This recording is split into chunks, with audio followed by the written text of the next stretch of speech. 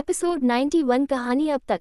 शिवी की मासूम सी आंखों में अब आंसुओं की बूंद झिलमिलाने लगी थी। उसकी आंखों को देखकर लग रहा था कि उसकी आंखों में बसे हुए आंसू किसी भी वक्त उसके गालों पर बहकर आ सकते हैं। शिवी को ऐसे देखकर शिवांश और अंश दोनों ने एक दूसरे की तरफ देखा और दोनों के ही फेस पर एक जैसी स्माइल आ गई, क्योंकि दोनों को ही एक वाकया याद आ गया था। शिवी की मासूम सी आंखों में अब आंसुओं की बूंद झिलमिलाने लगी थी।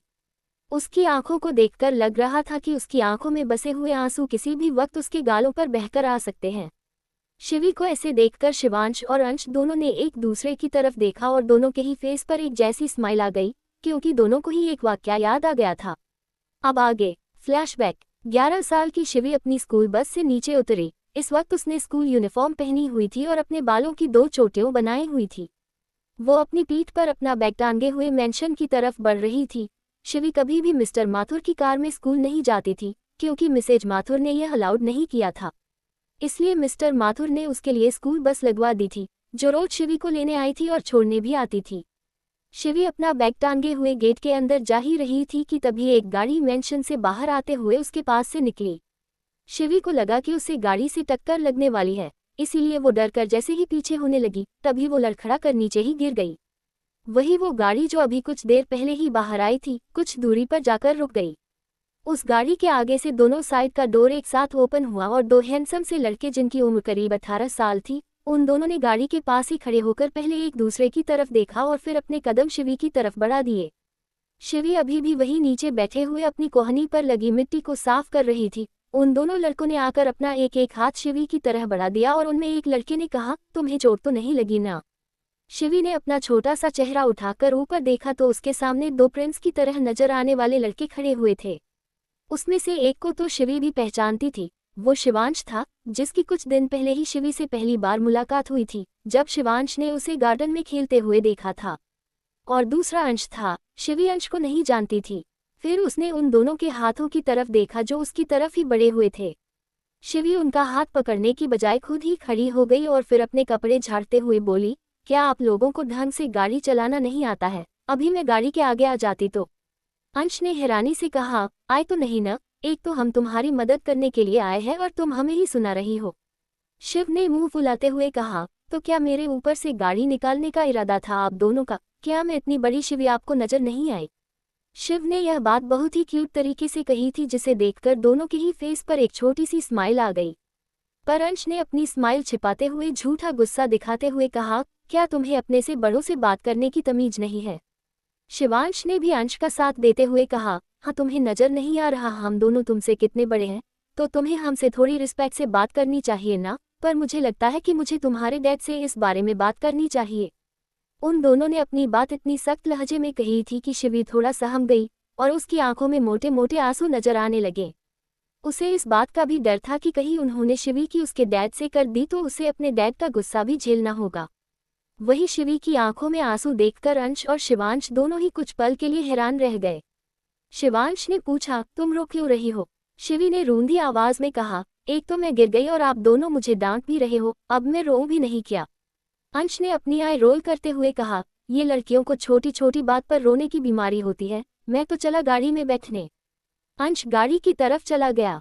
वही शिवांश अभी भी वही खड़ा हुआ था, जो स्माइल के साथ शिवी को ही देख रहा था। शिवी ने आप उसे कुछ भी नहीं कहा और चुपचाप मेंशन के अंदर जाने लगी। तभी शिवांश ने पीछे से उसके बैग को पकड़कर उसे वापस अपने सामने किया। शिवांश ने अभी तक उसका बैग छोड़ा नहीं था। शिवी ने अपना बैग छुड़ाने की कोशिश करते हुए कहा, आपने मेरा बैग क्यों पकड़ा हुआ है? छोड़ो ना, मुझे अंदर जाना है, बाहर बहुत तेज धूप है। वाकई में बाहर धूप बहुत ही तेज थी। इस वजह से शिवी के फूले हुए गुलाबी गाल और भी ज्यादा रेड हो गए थे और कुल मिलाकर शिवी उसमें बहुत ही क्यूट लग रही थी। शिवांश ने झुककर उसकी आंखों में देखा और पूछा, हमारी गाड़ी तो तुमसे टच भी नहीं हुई, फिर तुम गिर कैसे गई? शिवी ने पहले अपना बैग शिवांश की पकड़ से छुड़ाया और अपने गालों को और भी ज्यादा फुलाते हुए बड़ी ही मासूमियत से कहा, वो मैं डर गई थी ना, इसीलिए। ऐसे कहते हुए शिवी बहुत ही ज्यादा क्यूट लग रही थी। शिवांश का मन उसके क्यूट से फूले हुए गालों को किस करने का कर रहा था, इसीलिए वो जैसे ही उसके गाल पर किस करने के लिए उसके गाल की तरफ झुका, शिवी ने शिवांश की तरफ देखा और हुआ ये कि शिवांश जो शिवी के गाल पर किस करने वाला था, अब उसके होठ शिवी के सॉफ्ट हॉट शेप छोटे से होठों से टकरा गए, जिस वजह से दोनों की आंखें हैरानी से एकदम बड़ी हो गई। शिवांश झटके से शिवी से दूर हुआ और कहा, लिटिल बटरफ्लाई, तुम्हें हिलना जरूरी था क्या? मैं तुम्हारे गाल पर किस करने वाला था। तो शिवी ने बड़े ही क्यूट एक्सप्रेशन के साथ कहा, हाँ तो आपको किसने कहा था कि आप मुझे किस करो? क्या आपने मुझसे परमिशन मांगी थी इसकी? आइंदा से मुझे किस मत करना। कहकर शिवी ने अपने गुलाबी नाजुक से होठों को अपनी हथेली के पिछले हिस्से से रगड़ा, जिससे उसके होठ और भी ज्यादा सुर्ख हो गए। फिर शिवी ने एक नज़र शिवांश को देखा और अंदर भाग गई। शिवांश जो शिवी को अंदर जाते हुए देख रहा था, उसे पता ही नहीं चला कब उसकी उंगलियां खुद ब खुद उसके होंठों को टच करने लगी और ऐसा करते ही उसके फेस पर एक दिलकश स्माइल आ गई। तभी अंश जो गाड़ी में ही बैठा हुआ था और रियर मिरर व्यू से ये सारा नज़ारा देख रहा था, उसने जोर से गाड़ी का हॉर्न बजाया। तब जाकर शिवांश का ध्यान अपनी गाड़ी की तरफ गया और उसने अपने कदम अपनी गाड़ी की तरफ बढ़ा दिए।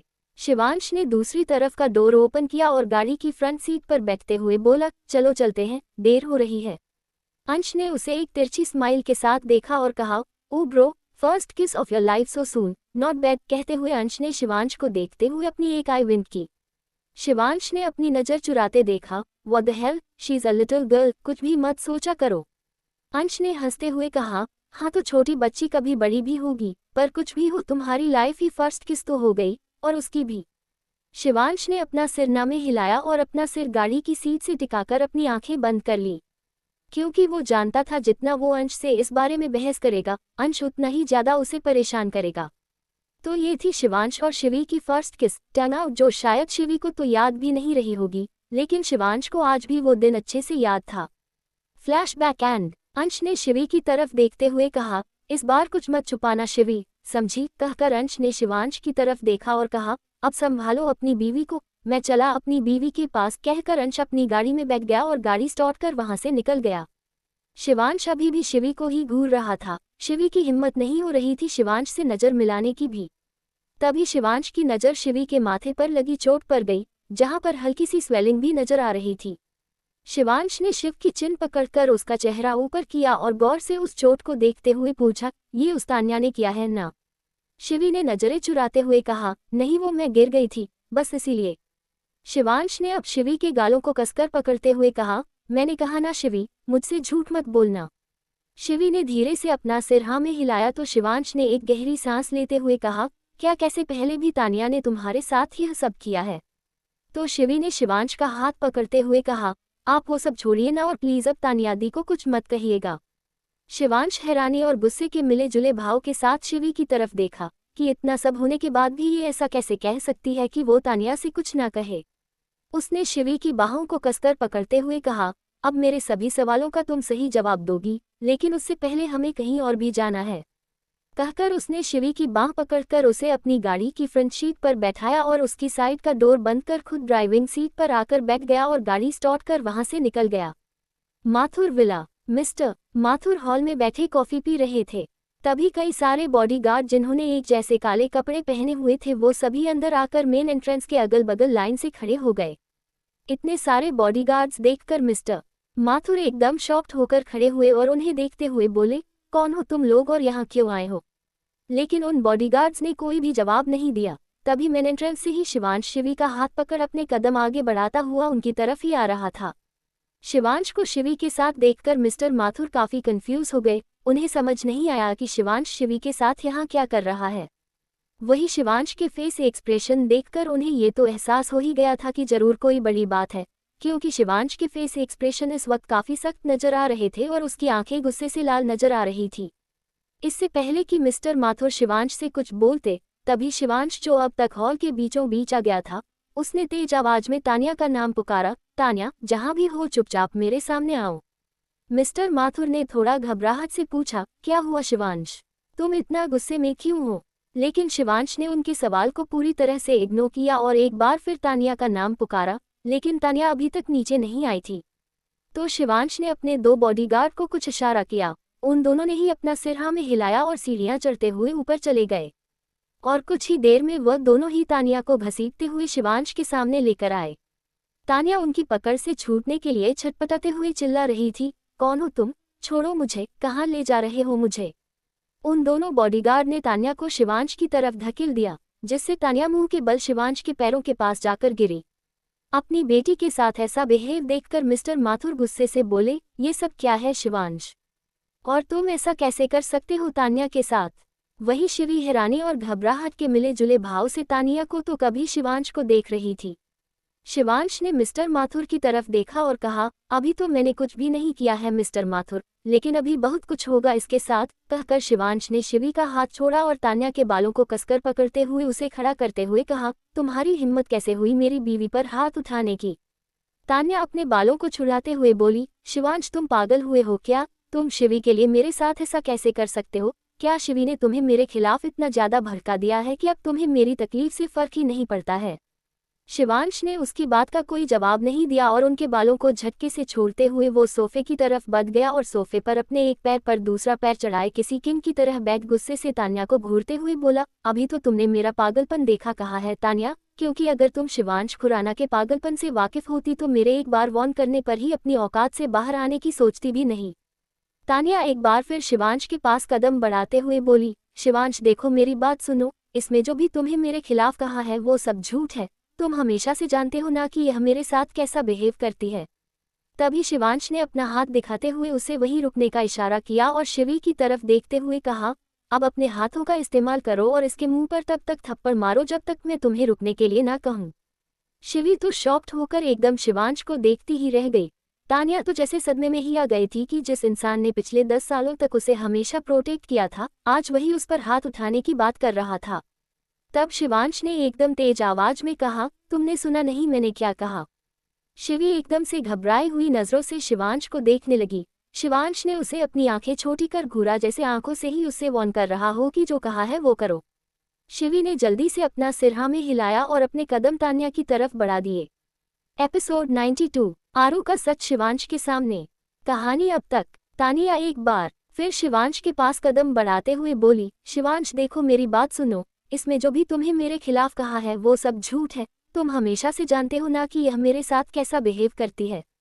तभी शिवांश ने अपना हाथ दिखाते हुए उसे वहीं रुकने का इशारा किया और शिवी की तरफ देखते हुए कहा, अब अपने हाथों का इस्तेमाल करो और इसके मुंह पर तब तक थप्पड़ मारो जब तक मैं तुम्हें रुकने के लिए ना कहूँ। शिवी तो शॉक्ड होकर एकदम शिवांश को देखती ही रह गई। तान्या तो जैसे सदमे में ही आ गई थी कि जिस इंसान ने पिछले 10 सालों तक उसे हमेशा प्रोटेक्ट किया था, आज वही उस पर हाथ उठाने की बात कर रहा था। तब शिवांश ने एकदम तेज आवाज में कहा, तुमने सुना नहीं मैंने क्या कहा? शिवी एकदम से घबराई हुई नजरों से शिवांश को देखने लगी। शिवांश ने उसे अपनी आंखें छोटी कर घूरा जैसे आंखों से ही उससे वार्न कर रहा हो कि जो कहा है वो करो। शिवी ने जल्दी से अपना सिरहा में हिलाया और अपने कदम तान्या की तरफ बढ़ा दिए। अब आगे। शिवी अब तान्या के सामने खड़ी हुई थी। तान्या गुस्से से शिवी को घूर रही थी, जैसे उसकी जान ही ले लेगी। शिवी ने घबराकर शिवांश की तरफ देखा तो शिवांश ने जैसे आंखों से उसे इशारा किया कि वो वही करे जो उसने कहा है। शिवी ने एक गहरी सांस ली और एक थप्पड़ तान्या के मुंह पर लगा दिया। हालांकि शिवी ने थप्पड़ ज्यादा तेज नहीं लगाया था, लेकिन ये थप्पड़ तान्या की ईगो पर जाकर लगा था। शिवी के हाथ उठाने से तान्या की आंखें गुस्से से लाल हो गई। उसे बर्दाश्त नहीं हो रहा था कि जिस लड़की को आज तक उसने अपने पैरों तले रखा था, आज वो उस पर हाथ उठा रही है। वो शिवी पर चिल्लाते हुए बोली, तुम्हारी हिम्मत कैसे हुई मुझ पर हाथ उठाने की? तभी शिवांश ने कहा, हिम्मत की बात मत करना तान्या और चुपचाप इसके हाथ से थप्पड़ खा लो, क्योंकि अगर मेरे हाथ का थप्पड़ तुम्हें लगा ना तो जिंदगी भर उठ नहीं पाओगी। फिर शिवी की तरफ देखते हुए, और तुम्हें मैंने फॉर्मेलिटी करने के लिए नहीं कहा है। अब की बार थप्पड़ ऐसा होना चाहिए कि ये पूरा मेंशन पर थप्पड़ की आवाज से गूंज उठे। मिस्टर माथुर ने गुस्से से शिवांश पर चिल्लाते हुए कहा, ये तुम सही नहीं कर रहे हो शिवांश, तुम मेरी बेटी के साथ ऐसा बिहेव नहीं कर सकते हो। शिवांश ने माथुर को घूरते हुए कहा, अभी तो आपका भी हिसाब भी बाकी है मिस्टर माथुर, बेहतर होगा फिलहाल के लिए अपना मुंह बंद रखिए। और फिर शिवी की तरफ देखते हुए, और तुम देख क्या रही हो, चलो शुरू हो जाओ और थप्पड़ मारते वक्त इसके किए एक एक टॉर्चर को याद रखना, तब तुम्हारे थप्पड़ में कुछ ज्यादा ही दम होगा।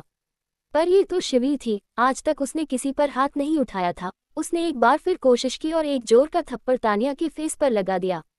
लेकिन ऐसा करते हुए भी शिवी के हाथ कांप रहे थे, क्योंकि इतने सालों में तान्या ने शिवी के मन में अपने लिए एक डर पैदा कर दिया था, जिसे चाह कर भी शिवी निकाल नहीं पा रही थी। शिवांश ने अपना सिर ना में हिलाया ही और खड़े होकर शिवी के पास आते हुए बोला, तुमसे ये भी नहीं होता जान, तुम शिवांश खुराना की बीवी हो, तो ये सब तो नॉर्मल तुम्हें आना चाहिए ना, मुझसे सीखो कि किसी का हुलिया कैसे बिगाड़ा जाता है। शिवांश की बात सुनकर तान्या अपनी आंखें बड़ी किए शिवांश को देखने लगी। क्या शिवांश उस पर हाथ उठाने वाला है? इससे पहले कि वो शिवांश से कुछ कहती, शिवांश ने एक जोर का चांटा उसके मुंह पर जड़ दिया। शिवांश के ऐसा करते ही तान्या सीधा मुंह के बल फर्श पर जाकर गिरी। शिवांश ने अपने कदम एक बार फिर उसकी तरफ बढ़ा दिए और उसके बालों को पकड़कर उसे खड़ा करते हुए फिर दूसरे गाल पर जोर से थप्पड़ मारा। इसके बाद शिवांश रुका नहीं और एक के बाद एक वो उसके मुंह पर थप्पड़ मारता रहा। तान्या ज्यादा देर शिवांश के हाथ की मार सहन नहीं कर पा रही थी, इसलिए बार बार वो कभी इधर गिरती तो कभी उधर, लेकिन शिवांश उसे तब तक मारता रहा जब तक कि वो बेसुध होकर फर्श पर नहीं गिर गई। वही मिस्टर माथुर बार बार शिवांश के ऊपर चिल्ला रहे थे और उसे रुकने के लिए कह रहे थे, लेकिन शिवांश के आदमियों ने उन्हें पकड़ रखा था, इस वजह से वो कुछ कर भी नहीं पा रहे थे। शिवी तो अपनी फटी हुई आंखों से ये सब देख रही थी। उसने कभी नहीं सोचा था कि जिस इंसान ने इतने सालों तक जिस लड़की के लिए उसे टॉर्चर किया, उसे इतना सुनाया, यहाँ तक कि उस पर हाथ तक उठाया, आज वही शिवी के लिए उस लड़की को टॉर्चर कर रहा है जिसे पिछले 10 सालों तक वो प्रोटेक्ट करता रहा था। जब शिवांश ने देखा कि तान्या भी अब बेसुध हो चुकी है, तो वो वापस मिस्टर माथुर के सामने आकर खड़ा हो गया और अपने दोनों हाथ अपनी पॉकेट में रख अपने दोनों आदमियों को दूर होने का इशारा किया। वो आदमी दूर जाकर खड़े हो गए और फिर शिवांश मिस्टर माथुर की आंखों में आंखें डालकर बोला, हाँ तो क्या कहा था आपने मिस्टर माथुर कि मैं आपकी बेटी के साथ ऐसा कैसे कर सकता हूँ, वो भी शिवी के लिए? तो शायद आप भूल रहे हैं कि शिवी की रगों में भी आपका ही खून बह रहा है। क्या आपने कभी यह बात तान्या से कही या फिर मुझे कहा कि मैं तान्या के लिए शिवी को टॉर्चर क्यों कर रहा हूँ? शिवांश की बात सुनकर मिस्टर माथुर ने शर्मिंदा होकर अपनी नजरें झुका ली, क्योंकि यह सही तो था, उन्होंने हमेशा ही शिवी और तान्या में फर्क किया था। उन्होंने आज तक कभी शिवी को बाप वाला प्यार दिया ही नहीं था। हमेशा तान्या के कहे में आकर उन्होंने खुद भी शिवी के साथ कई बार बुरा भी किया था। शिवांश ने दोबारा कहा, आपकी लाडली बेटी इतने सालों तक आपकी नाक के नीचे आपकी छोटी बेटी को टॉर्चर करती रही, क्या इस बारे में आपको पता था? मिस्टर माथुर इस बात पर हक्का बक्का होकर तान्या को देखने लगे और कहा, तान्या ऐसा कभी नहीं कर सकती, मेरी तान्या बहुत शरीफ है और बहुत ही मासूम भी। उनकी इस बात को सुनकर शिवांश ठहाका लगाकर हंस पड़ा और कहा, मैं ये तो समझ सकता हूँ कि इतने सालों तक उसने मुझे इस झांसे में रखा कि वो बहुत ही ज्यादा मासूम और शरीफ है, लेकिन इसने अपने आप को भी ठगा, इसकी उम्मीद मुझे नहीं थी। फिर शिवी की तरफ देखते हुए उसने अपना हाथ आगे बढ़ाया और कहा, इधर आओ। शिवी जो घबराई हुई नजरों से तान्या को देख रही थी, क्योंकि उसे इस बात की टेंशन हो रही थी कहीं तान्या इस बात का बदला उसके भाई को नुकसान न पहुंचाए। उसने जब शिवांश की बात सुनी तो धीरे धीरे कदमों से चलते हुए उसके पास आए। शिवांश ने उसका हाथ पकड़कर उसे अपने करीब खींचते हुए कहा, मिस्टर खुराना, गौर से देखिए इस लड़की को, क्या आपको नहीं लगता है कि इसके सिर पर इसके बाप का साया होते हुए भी यह हमेशा डरी सहमी हुई सी क्यों रहती है? बोलिए, क्योंकि आज तक कभी आपने इसे ये भरोसा दिलाया ही नहीं कि कभी भी ये किसी परेशानी में होगी तो आप इसके साथ होंगे। आपके ही घर में इसके साथ बहुत कुछ हुआ, लेकिन आपने ध्यान ही नहीं दिया कि आखिर ये इतना डरी हुई क्यों है, क्यों ये अपने लिए कुछ बोल नहीं सकती है। मुझे तो ये बात समझ में आई, लेकिन काफी देर से। और फिर शिवी की तरफ देखते हुए, अब तुम मुझे इस सवाल का जवाब दो कि क्या वजह थी जो इतने साल तुम तानिया का टॉर्चर बर्दाश्त कर रही थी, बोलो। शिवी अब चुप नहीं रह सकती थी, क्योंकि वो इतना तो समझ गई थी कि आज अगर वो कुछ नहीं बोली तो तानिया इस बात का भी फायदा उठाएगी, और इतने सालों तक उसके कुछ ना कहने का उसने फायदा ही तो उठाया था। इसलिए उसने मन ही मन सोच लिया कि आज उसे अपने लिए और अपने भाई के लिए बोलना ही होगा, और ऐसा मन ही मन तय करके उसने अपने डैड की तरफ देखा और पूछा, डैड, आरू कहाँ है? शिवी की बात सुनकर मिस्टर माथुर कंफ्यूजन से उसकी तरफ देखने लगे, जैसे उन्हें शिवी के इस सवाल का मतलब समझ नहीं आया। शिवी ने एक बार फिर से मिस्टर माथुर से पूछा, डैड प्लीज बताएं आरू कहाँ है? मिस्टर माथुर ने कहा, वो वही है जहाँ उसे होना चाहिए, पर तुम ये क्यों पूछ रही हो? शिवी अपने डैड के सामने जाकर खड़ी हुई और उनके हाथों को पकड़कर बोली, डैड, आरू वहाँ नहीं है। तानिया दी उसे बहुत टॉर्चर करती है, और तानिया दी इतने सालों तक मुझे भी आरू की वजह से ही ब्लैकमेल कर रही थी, जिस वजह से मैं कभी भी आपको तो क्या किसी को भी कुछ बता नहीं पाती थी। शिवी की बात सुनकर मिस्टर माथुर एकदम शॉक्ड रह गए, फिर गुस्से से अपना हाथ छुड़ाते हुए बोले, यह क्या बकवास कर रही हो तुम शिवी?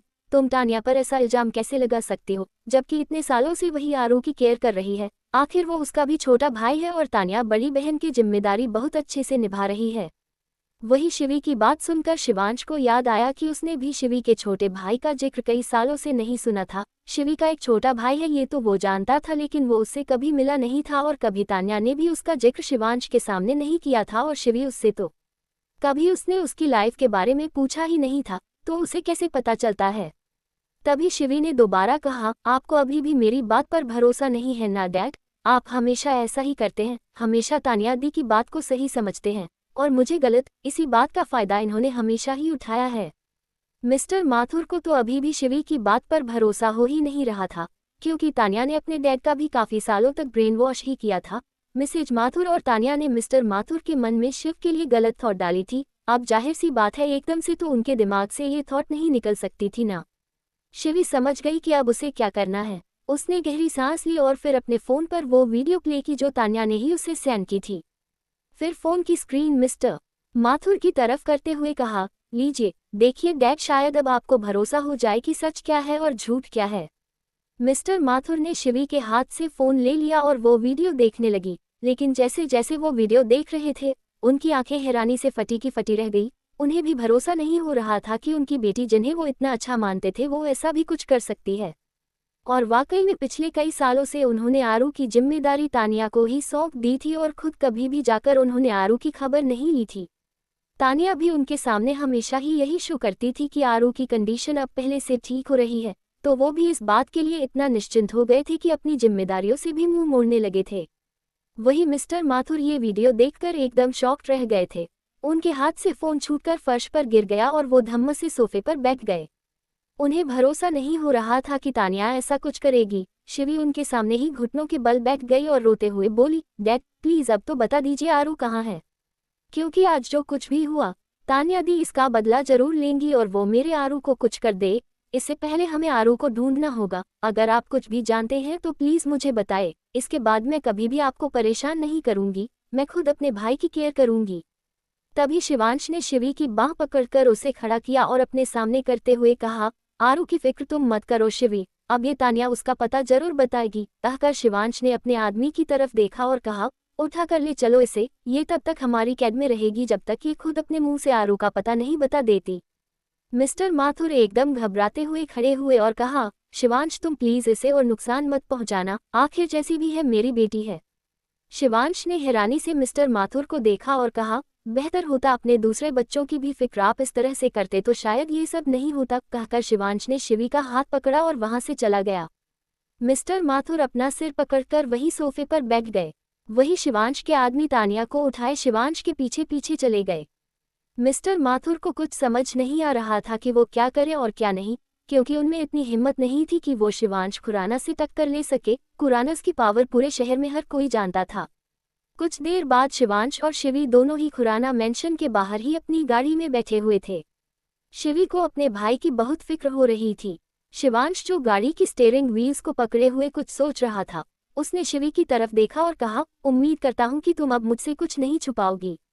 शिवी ने तिरछी नजरों से शिवांश को देखा और कहा, शिवांश प्लीज अभी आप मुझसे कुछ मत पूछिए, पर मैं वादा करती हूँ मैं आपको सब कुछ बताऊंगी, पर पहले मुझे मेरे भाई का पता चल जाए। जब तक मैं उसे सही सलामत अपनी आंखों के आगे नहीं देख लेती मुझे चैन नहीं मिलेगा। शिवांश भी समझ रहा था कि शिवी को इस वक्त थोड़ा वक्त देने की जरूरत है, क्योंकि उसके साथ जो कुछ भी हुआ था उस वजह से शिवी के मन में एक डर सा बन गया था और उसका डरना भी जायज ही था। आखिर उसकी फैमिली ही तो उसकी दुश्मन बनी हुई थी। जिस फैमिली को उसकी ताकत बन के रहना चाहिए था, वही फैमिली उसे इतने सालों तक टॉर्चर करती रही। शिवांश ने प्यार से शिवी के बालों को सहलाते हुए कहा, चिंता मत करो, मैं जल्द ही आरू को तुम्हारे सामने लेकर आऊंगा और उसके बाद तुम्हें मुझे एक एक बात सच सच बतानी होगी कि इतने कुछ सालों में तुम्हारे साथ क्या हुआ। मैं नहीं चाहता तुम अतीत की बुरी यादों को अपने दिल में रख कर जियो। मैं चाहता हूं कि तुम बुरी यादों को पीछे छोड़कर अपनी जिंदगी मेरे साथ आगे नई सिरे से शुरू करो। शिवांश की बात सुनकर शिवी के फेस पर छोटी सी स्माइल आ गई। उसने अपनी पलकें झपकाकर अपना सिर हाँ में हिलाया, क्योंकि अब शिवांश का हर टच उसे यही एहसास कराता था कि शिवी तुम अकेली नहीं हो, मैं तुम्हारे साथ हूँ, तुम्हारी ताकत बनकर। मैं जानती हूँ कि शिवी और शिवांश का पार्ट मैंने कुछ ज्यादा ही लंबा कर दिया है, लेकिन अगर मैं इस पार्ट को बीच में अधूरा छोड़ देती तो फिर कंफ्यूजन बना रहता और अब आगे आपको रिया, विराज, अंश और हीर के पार्ट देखने को मिल जाएंगे। एपिसोड 93 तुम्हारी यह खूबसूरती और हॉटनेस भी सिर्फ अंश खुराना के लिए है। खुराना मेंशन। हीर जब अपने रूम में आई तो उसकी नज़र बेड पर रखे हुए एक पैकेट पर गई।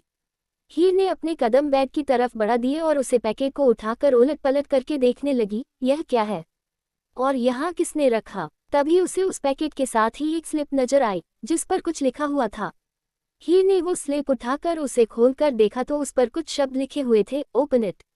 हीर ने उस पैकेट को एक बार फिर देखा और उसे ओपन करके देखने लगी। तभी उस पैकेट से उसे एक ड्रेस मिली है। हीर ने वो ड्रेस अपने दोनों हाथों में पकड़कर उसे ऊपर से नीचे तक देखा और उसकी नज़रों में हैरानी वाले एक्सप्रेशन आ गए। ये कौन लेकर आया?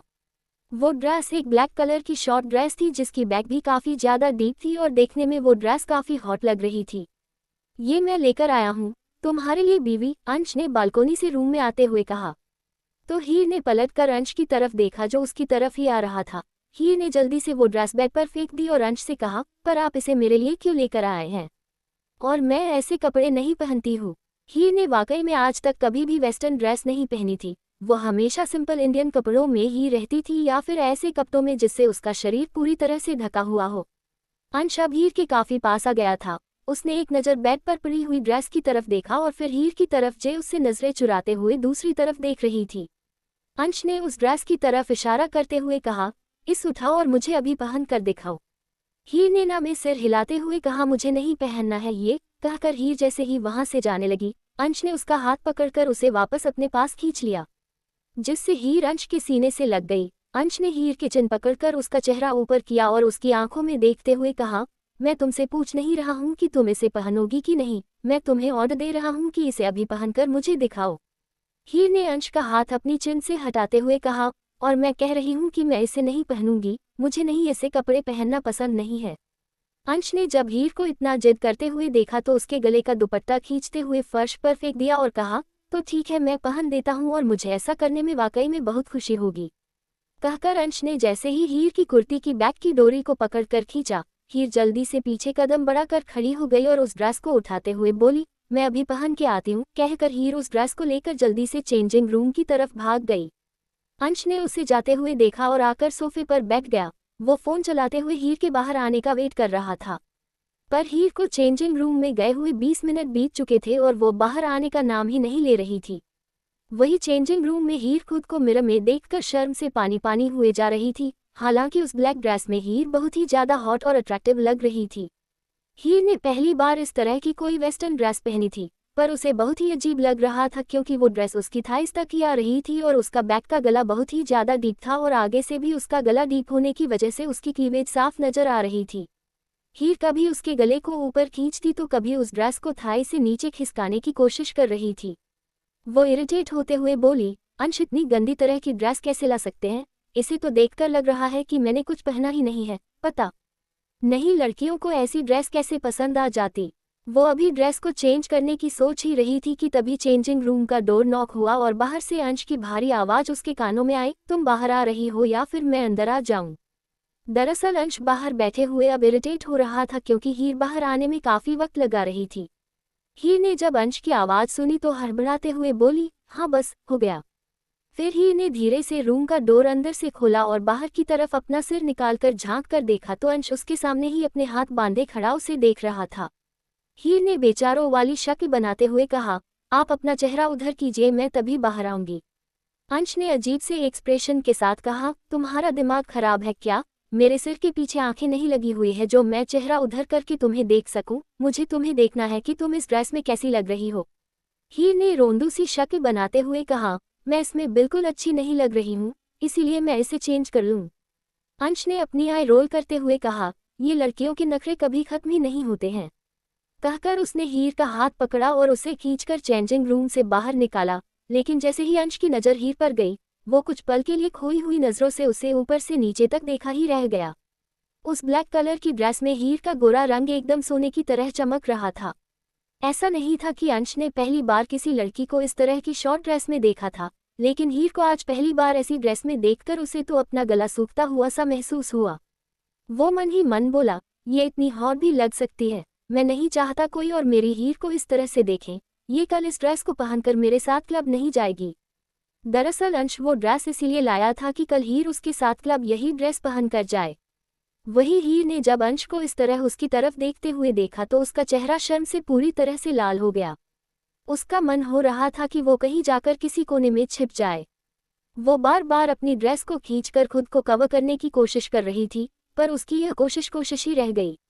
अंश ने उसके दोनों हाथ पकड़े और उसे अपने पास खींचते हुए कहा, डू नॉट डू दिस, और ऐसे ही मेरे सामने खड़ी रहो। वहीं हीर की शर्म से हालत खराब हो रही और उससे भी ज्यादा उसे अंश की नजरें परेशान कर रही थी। अंश हीर के चारों तरफ घूमते हुए हीर को ऊपर से नीचे तक देख रहा था, जैसे वो हीर की खूबसूरती और हॉटनेस के एक एक इंच को अपनी आंखों में बसा लेना चाहता हो। हीर ने पप्पी फेस बनाते हुए कहा, मुझे चेंज करने दीजिए ना, मुझे इसमें अच्छा नहीं लग रहा है। अंश ने अपनी उंगलियां हीर की बैक पर फेरते हुए कहा, पर मुझे बहुत अच्छा लग रहा है तुम्हें ऐसे देखना, क्या तुमने आज तक इससे पहले कभी ऐसे कपड़े ट्राई नहीं किए? उसने अपना सिर ना में हिलाया और फिर अपना सिर झुकाते हुए कहा, मुझे ऐसे कपड़े पसंद नहीं है, मैंने हमेशा इंडियन कपड़े ही पहने हैं, दादी मुझे ऐसे कपड़े नहीं पहनने देती थी ना, इसीलिए। हीर बड़े ही भोलेपन से बोल रही थी, पर अंश का ध्यान हीर की बातों से ज्यादा हीर की बॉडी पर था।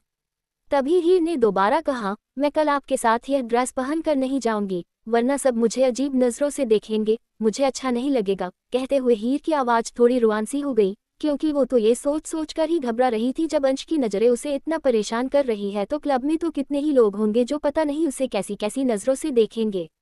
अंश ने हीर की कमर थाम उसे खुद से बिल्कुल चिपका लिया और उसके गाल को अपने अंगूठे से सहलाते हुए कहा, हाँ कल तुम ये ड्रेस पहन कर नहीं जाओगी, क्योंकि तुम्हें ऐसे देखने का हक सिर्फ मेरा है, किसी और का नहीं। फिर हीर के एकदम गोरी नाजुक सी गर्दन पर बने छोटे से काले तिल को हसरत भरी नजरों से देखते हुए अंश ने कहा, तुम्हारे इस जिस्म को देखने का और इसे छूने का हक सिर्फ अंश खुराना का है, क्योंकि तुम सिर्फ उसी के लिए ही बनी हो और तुम्हारी यह खूबसूरती और हॉटनेस भी सिर्फ अंश खुराना के लिए है। कहते हुए अंश धीरे धीरे हीर की नेक पर झुक रहा था और उसने अपने होंठ हीर की नेक पर बने उस तिल पर रख दिए और उस जगह को शक करने लगा। Episode 94, no I don't love you. कहानी अब तक। अंश ने हीर की कमर थाम उसे खुद से बिल्कुल चिपका लिया और उसके गाल को अपने अंगूठे से सहलाते हुए कहा, हाँ कल तुम ये ड्रेस पहन कर नहीं जाओगी, क्योंकि तुम्हें ऐसे देखने का हक सिर्फ मेरा है, किसी और का नहीं। फिर हीर के एकदम गोरी नाजुक सी गर्दन पर बने छोटे से काले तिल को हसरत भरी नजरों से देखते हुए अंश ने कहा, तुम्हारे इस जिस्म को देखने का और इसे छूने का हक सिर्फ अंश खुराना का है, क्योंकि तुम सिर्फ उसी के लिए ही बनी हो और तुम्हारी यह खूबसूरती और हॉटनेस भी सिर्फ अंश खुराना के लिए है। कहते हुए अंश धीरे धीरे हीर की नेक पर झुक रहा था और उसने अपने होंठ हीर की नेक पर बने उस तिल पर रख दिए और उस जगह को शक करने लगा। अब आगे। अंश के ऐसा करते ही हीर ने कसकर अंश की शर्ट को कसकर पकड़ लिया और एक आह भरते हुए कहा, मत कीजिए ना ऐसा। अंश उसकी बात को पूरी तरह से इग्नोर कर रहा था और अपनी आंखें बंद की उस जगह को धीरे धीरे बाइट भी कर रहा था। अंश का इस स्वीट टॉर्चर हीर के दिल की धड़कनों को बढ़ा रहा था। अंश ने हीर को किस करते हुए ही उसकी ड्रेस की जिप को ओपन कर दिया, जिससे वो ड्रेस पूरी तरह से लूज हो गई। अंश का दूसरा सख्ती से हीर की बैक को रब कर रहा था, जिस वजह से हीर के मुंह से हल्की सी चीख निकल गई। वो अंश को खुद से दूर करने की कोशिश कर रही थी, क्योंकि वो समझ गई थी कि अंश क्या करने की कोशिश कर रहा है और वो अभी इन सब के लिए तैयार नहीं थी। अंश ने उससे दूर होने की बजाय उसे झटके से पलट दिया और अपने होंठ उसकी बैक पर रख दिए और उसका एक हाथ पीछे से हीर की कमर को टाइट होल्ड किए हुए था। हीर अंश का हाथ अपनी कमर से हटाने की कोशिश कर रही थी, वही अंश हीर की गोरी बैक को अपने होठों से सहला रहा था और बीच बीच में वो उसे लव बाइट भी दे रहा था। अंश की हरकत से हीर की सांसें एकदम से तेज हो गई। उसने भी अब एफर्ट लगाना बंद कर दिया, क्योंकि वो जितना अंश को खुद से दूर करने की कोशिश कर रही थी, अंश उतने ही ज्यादा एग्रेसिव होकर उसे बाइट कर रहा था। अब तो हीर को समझ ही नहीं आ रहा था कि वो अपने डेविल हस्बैंड से कैसे बचे। अंश ने हीर की ड्रेस को उसकी कंधे से नीचे खिसका दिया, क्योंकि उस ड्रेस की जिप ओपन होने की वजह से पहले ही लूज हो गई थी। हीर ने जल्दी से अपने दोनों हाथों से उस ड्रेस को पकड़ लिया, क्योंकि अगर वो ऐसा ना करती तो वो ड्रेस जरूर नीचे गिर जाती। तभी उसके जहन में कुछ आया और उसने बड़ी मुश्किल से अंश से पूछा, अंश क्या आप मेरी एक बात का जवाब दे सकते हैं? अंश जो अपने होंठ हीर की नेक से नीचे की तरफ लाते हुए उसके नाजुक से कंधे पर आकर उसे बाइट करने के साथ साथ किस भी कर रहा था, उसने ऐसे ही बिना हीर की तरफ देखे ही कहा, हम। पूछो क्या पूछना है? हीर को अंश के होंठों का टच काफी बेचैन कर रहा था, लेकिन इस वक्त उसे वो सवाल पूछना ज्यादा जरूरी था जो दोपहर से उसके जहन में घूम रहा था। उसने हिम्मत करते हुए पूछा, क्या आप मुझसे प्यार करते हैं? हीर का सवाल सुनकर अंश जो हीर की नेक को किस कर रहा था वो कुछ पल के लिए रुका, फिर उसने एक गहरी सांस लेकर हीर की मदहोश कर देने वाली खुशबू को स्मेल करते हुए कहा, no I don't love you. Ansh का ये सुनना था कि हीर को ऐसा लगा जैसे उसके दिल में एक टीस सी उठी हो कि ये तो वो भी नहीं जानती थी। वही अंश ने एक बार फिर झटके से हीर को पलटा। अब हीर की बैक अंश के मजबूत सीने से लगी हुई थी। उसने अपने दोनों हाथ हीर के नाजुक से कंधे पर रख दिए और उन्हें धीरे से सहलाते हुए उसके हाथ नीचे की तरफ उसकी बाहों से फिसलते हुए धीरे धीरे हीर के हाथ पर आकर रुक गए, जिससे हीर ने अपनी ड्रेस को कसकर पकड़ा हुआ था। हीर अभी भी अपने ही ख्यालों में गुम थी। अंश ने हीर के हाथ को कसकर पकड़ा और जैसे ही झटके से उसके हाथ उसकी ड्रेस से हटाने ही वाला था, तभी हीर झटके से अंश से दूर हो गई। अंश को हीर का उससे ऐसे दूर होना पसंद नहीं आया। उसने अपने कदम हीर की तरफ बढ़ाते हुए कहा, how dare you walk away from me, Heer. Ansh के पास आने से हीर अपने कदम पीछे लेने लगी। उसने एक बार फिर अंश ने पूछा, जब आप मुझसे प्यार नहीं करते तो मेरे साथ ये सब। कहते कहते हीर रुक गई, पर अंश ने अपने कदम बढ़ाने बंद नहीं किए। वो एकटक हीर की आंखों में देख रहा था। उसका चेहरा एकदम एक्सप्रेशनलेस था, पर उसकी आंखों में कुछ तो था जिसे हीर समझ नहीं पा रही थी। हीर की बैक अब तक दीवार से लग गई थी। हीर की जिप खुली होने की वजह से दीवार की ठंडक उसकी पूरी बॉडी में सिहरन बनकर दौड़ गई। अंश अब तक हीर के काफी करीब पहुंच चुका था। वो हीर की खूबसूरत नीली झील सी आंखों देखते हुए बोला, हाँ तो अब बोलो, क्या पूछ रही थी तुम। अंश के इतना पास होने से हीर की तो सांसें ही रुक रही थी। अंश ने एक बार फिर से अपना सवाल दोहराया, हाँ बोलो हीर, वो कौन से सवाल है जिसके जवाब तुम्हें मुझे चाहिए। हीर ने बड़ी हिम्मत करके पूछा, जब आप मुझसे प्यार नहीं करते तो क्यों बार बार मेरे करीब आते हैं, क्यों मुझे ऐसे छूते हैं। हीर के सवाल पर अंश के होंठों पर एक केवल स्माइल आ गई। फिर वो हीर के कानों के करीब झुकते हुए बोला, because I like your body and I want to make it mine. Ansh का ये जवाब सुनकर हीर को अपने दिल में कुछ टूटता हुआ सा महसूस हुआ। वो सामने की तरफ वो एकटक सामने की तरफ देख रही थी, जबकि अंश उसके नेक की तरफ झुका हुआ था। हीर ने एक बार फिर से पूछा, तो क्या आपने मुझसे शादी भी इसीलिए की थी कि आपको मेरा जिस्म। कहते लगते हीर का गला रूंध गया। अंश ने हीर के चेहरे की तरफ देखा और फिर अपनी उंगलियां हीर के गाल को छूते ही नीचे की तरफ लाते हुए कहा, हाँ मुझे तुम्हारे इस खूबसूरत जिस्म को अपना बनाना था। और जहाँ तक बात रही प्यार की, तो अंश खुराना कभी किसी लड़की के प्यार में नहीं पड़ सकता, क्योंकि प्यार कमजोरी का दूसरा नाम है। फिर हीर के गुलाबी गालों पर अपने होंठ फेरते हुए, and I hate weakness and I will destroy anyone who tries to become my weakness. Ansh की कही हुई एक एक बात हीर की सेल्फ रिस्पेक्ट को छलनी कर रही थी। वो मन ही मन बोली, तो क्या मैं अंश के लिए सिर्फ एक जिस्म हूँ, उससे ज्यादा कुछ नहीं। मतलब उसने सच कहा था। हीर अंश से कुछ कहने ही वाली थी कि तभी टेबल पर रखा हुआ अंश का फोन रिंग करने लगा।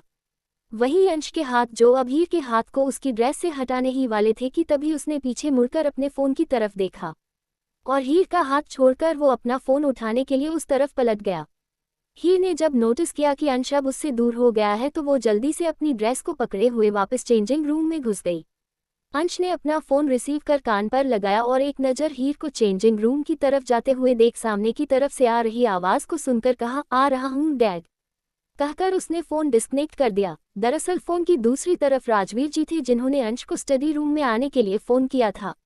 अंश ने एक नज़र फिर से चेंजिंग रूम की तरफ देखा और रूम से बाहर निकल गया। हीर चेंजिंग रूम में डोर से टिककर नीचे फर्श पर बैठी हुई थी। उसकी आंखें बंद थी और उन बंद आंखों से आंसू बहते हुए उसके गालों को भिगो रहे थे। उसे आज दोपहर का वाकया याद आ गया था। फ्लैशबैक। हीर दोपहर को कॉलेज से घर लौट रही थी। इस वक्त वो गाड़ी की पिछली सीट पर बैठी हुई थी और आगे ड्राइवर सामने की तरफ देखते हुए गाड़ी ड्राइव कर रहा था। हीर फोन पर इस वक्त सिम्मी से चैटिंग भी कर रही थी, जिस वजह से उसके फेस पर स्माइल नजर आ रही थी। तभी एक झटके के साथ ड्राइवर ने ब्रेक लगाई। हीर चौंकते हुए ड्राइवर से पूछा, भैया क्या हुआ, आपने अचानक से गाड़ी क्यों रोक दी। ड्राइवर ने बिना पीछे मुड़े ही कहा, मैम शायद आगे कोई छोटा सा पपी आ गया है, इस वजह से मुझे गाड़ी को ब्रेक लगाना पड़ा। कहीं वह छोटा सा पप्पी गाड़ी के नीचे ना आ गया हो, इसलिए हीर ने जल्दी से गाड़ी का डोर ओपन किया और बाहर आ गई। लेकिन जब उसने देखा कि छोटा सा वाइट कलर का पप्पी वही सड़क पर ही उनकी गाड़ी के आगे ही बैठा हुआ था, तो उसे सही सलामत देखकर हीर ने राहत की सांस ली। उस पप्पी को हीर ने अपने हाथ में उठा लिया, फिर उसे अपने सामने करते हुए थोड़ा सा डांटते हुए कहा, है तुम्हें पता नहीं है कि रोड पर ऐसे नहीं घूमना चाहिए, अभी तुम्हें चोट लग जाती तो। फिर हीर प्यार से पप्पी की फर को सहलाते हुए बोली, चलो तुम्हें किसी सेफ जगह पर छोड़ देती हूँ और फिर कभी ऐसे रोड पर मत आना, समझे। फिर हीर पप्पी को यूं ही गोद में उठाए आसपास कोई सेफ जगह ढूंढने लगी। तभी उसकी नज़र एक पार्क पर गई जो कुछ ही दूरी पर बना हुआ था। हीर पप्पी को गोद में उठाए पार्क की तरफ बढ़ गई।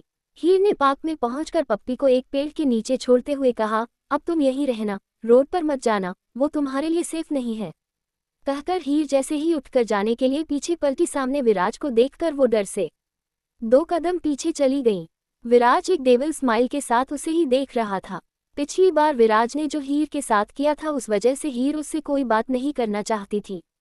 वो उसे पूरी तरह से इग्नोर कर जैसे ही वहां से जाने लगी, विराज ने उसका हाथ पकड़ उसे रोक दिया और वापस अपने सामने करते हुए बोला, ऐसे मुझे इग्नोर करके कहाँ जा रही हो? हीर ने उसे घूर कर देखा और फिर अपनी कलाई उसकी पकड़ से छुड़ाने की कोशिश करते हुए कहा, मुझे आपसे कोई बात नहीं करनी, पर मुझे तो करनी है। कहने के साथ ही विराज ने हीर को पेड़ से सटा दिया और उसके अगल बगल अपने दोनों हाथ टिकाते हुए उसका रास्ता भी ब्लॉक कर दिया। हीर ने नफरत से अपना चेहरा दूसरी तरफ करते हुए कहा, क्या आपको एक बार में मेरी बात समझ नहीं आती है? विराज उसके चेहरे के और करीब झुकते हुए कहा, समझ तो तुम्हें मेरी बात नहीं आती है हीर, मैंने तुम्हें पिछली बार भी तुम्हें समझाया था और अब भी समझा रहा हूं कि उस अंश खुराना से दूर हो जाओ। हीर ने अब गुस्से से विराज की तरफ देखते हुए कहा, आप होते कौन हैं हम पति पत्नी के बीच में बोलने वाले? विराज ने एक अजीब सी स्माइल के साथ कहा, तुम्हारा शुभ चिंतक, और क्या कहा तुमने कि तुम पति पत्नी?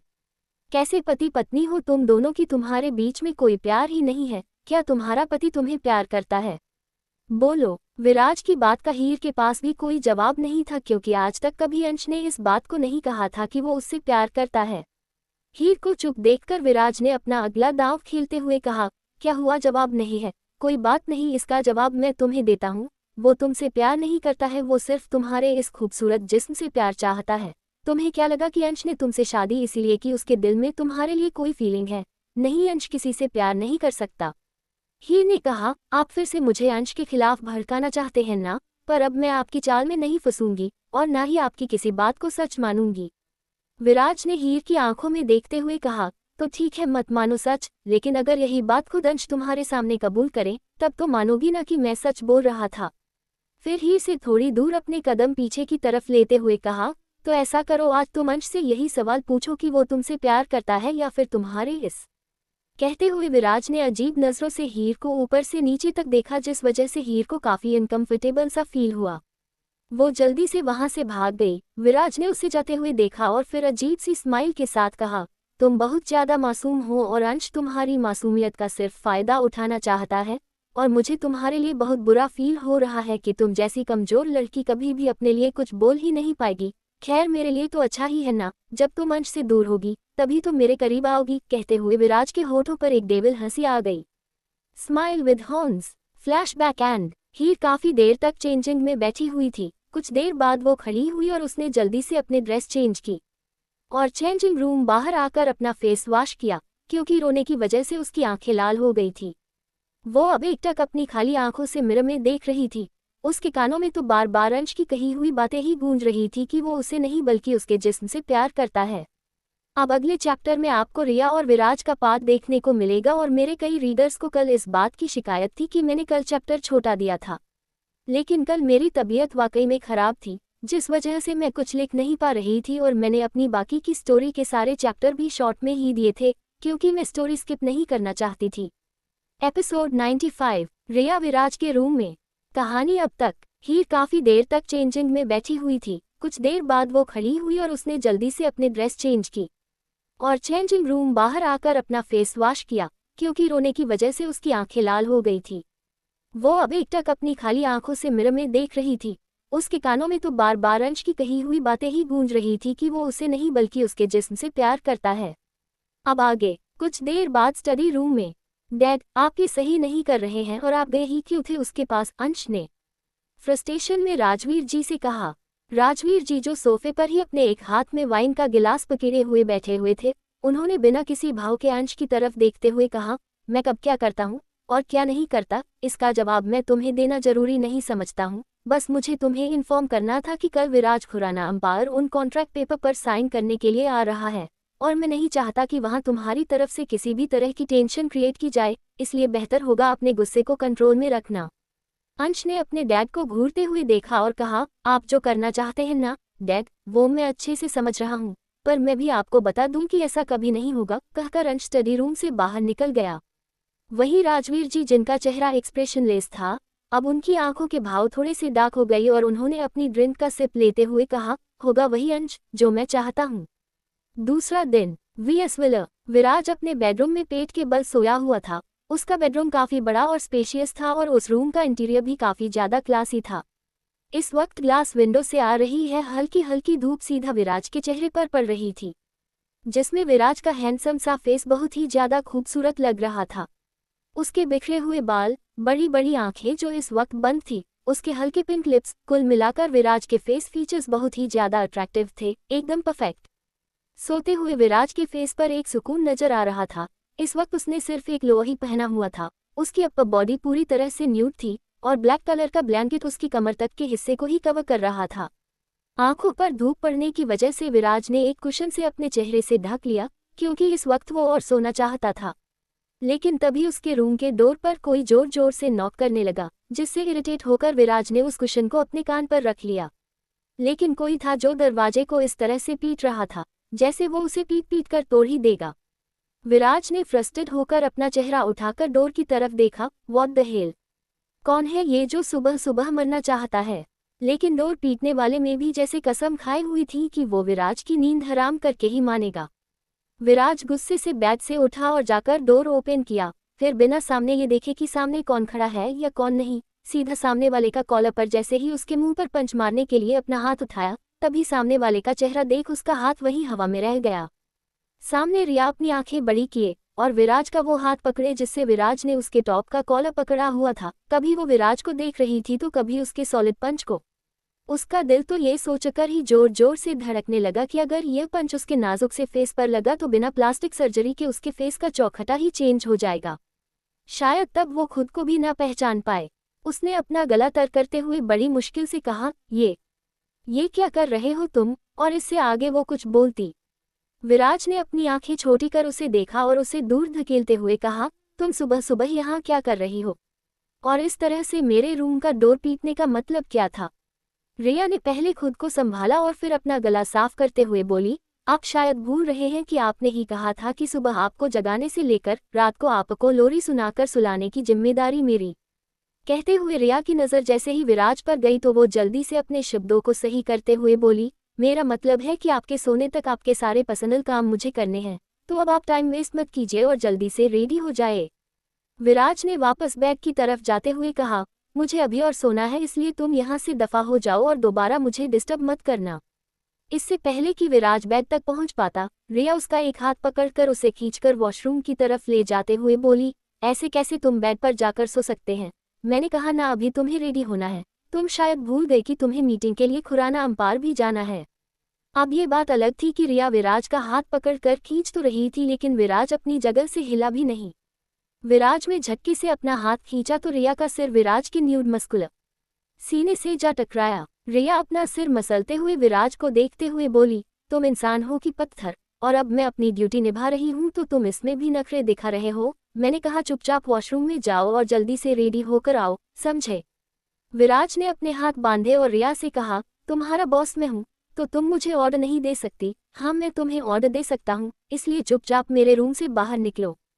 तो रिया भी उसके सामने वैसे ही हाथ बांधकर खड़ी होते हुए उसकी ही टोन में बोली, नहीं जाऊंगी, मेरी जो ड्यूटी है उसे मैं पूरी करके रहूंगी। अब तुम शायद उस कॉन्ट्रैक्ट को भूल रहे हो और अगर तुम मुझे मेरी ड्यूटी नहीं निभाने दोगे तो खुद अपने हाथों से उस कॉन्ट्रैक्ट को कैंसिल करो और मुझे तुम्हारी इस जॉब से आज़ाद करो, समझे?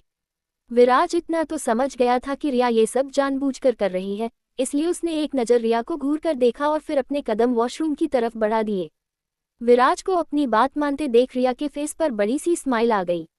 वो मन ही मन खुद को शाबाशी देते हुए बोली, वाह रिया, कमाल कर दिया तूने, तू तो इसे एक ही दिन में लाइन पर ले आई। बड़ा आया था मुझ पर ऑर्डर झाड़ने वाला हूँ, राय कैट फेस।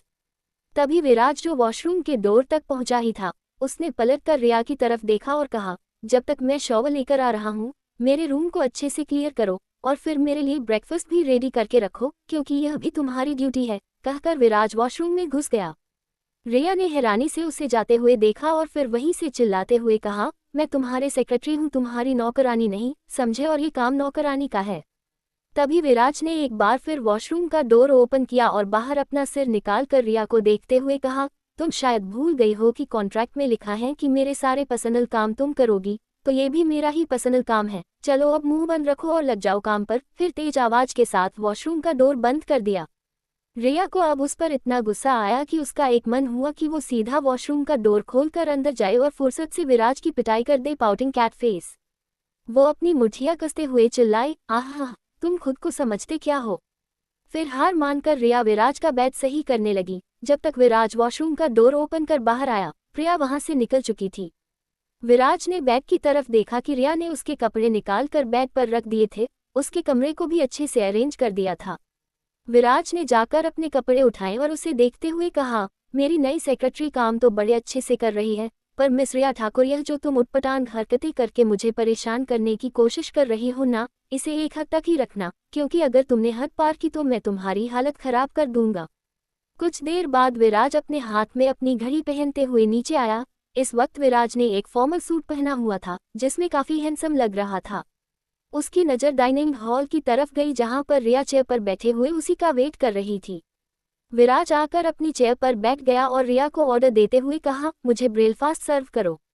रिया जो अपना फोन देख रही थी, उसने एक नज़र विराज की तरफ देखा और फोन को साइड में रखकर वह विराज की प्लेट में उसका ब्रेकफास्ट सर्व करने लगी। विराज जब शॉवर लेने गया था, उस वक्त रिया ने नीचे आकर जल्दी से ब्रेकफास्ट रेडी कर दिया था। विराज जो इस वक्त अपने फोन में अपने मेल चेक कर रहा था, खाने का एक बाइट जैसे ही उसने अपने मुंह में डाला, तभी उसके फेस एक्सप्रेशन अजीब से हो गए, जिसे देखकर रिया को मन ही मन हंसी आ रही थी। अब आएगा मजा, मेरे हाथ का ब्रेकफास्ट खाना था ना इसे। विराज ने रिया की तरफ देखते हुए पूछा, ये तुमने बनाया है? रिया ने भी बड़ी मासूमियत से जवाब दिया, और नहीं तो क्या, तुमने ही तो कहा था कि तुम्हारे लिए ब्रेकफास्ट तैयार करना है। क्यों, क्या हुआ, अच्छा नहीं लगा?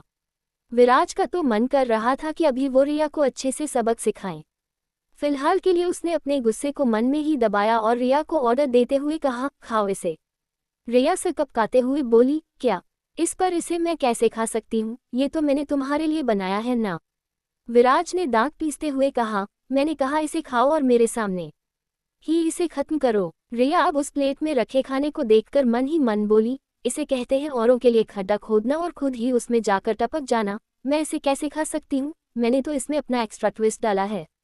रिया ने ब्रेकफास्ट तैयार करते वक्त उनसे काफ़ी सारा नमक और मिर्च चेक कर दी थी। उसे तो लगा था कि विराज इस खाने को खाएगा तो उसके बाद कभी भी उसे उसका ब्रेकफास्ट बनाने के लिए नहीं कहेगा, पर उसने ये बिल्कुल नहीं सोचा था कि विराज उसे यही नाश्ता अपने सामने बैठकर खाने के लिए करेगा। रिया बेचारी नज़रों से प्लेट में रखे हुए नाश्ते को देख रही थी। तभी विराज ने टेबल पर जोर से अपना हाथ मारा और गुस्से से कहा, खा रही हो या फिर मैं खुद तुम्हें खिलाऊं?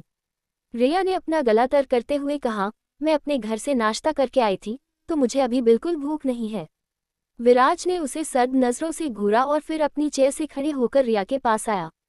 फिर रिया का मुंह कसकर पकड़ते हुए अपनी कोल्ड वॉइस में कहा, तुमने जानबूझकर मेरे लिए ऐसा ब्रेकफास्ट बनाया है ना, लेकिन अब इसे तुम खुद पूरा खत्म करोगी।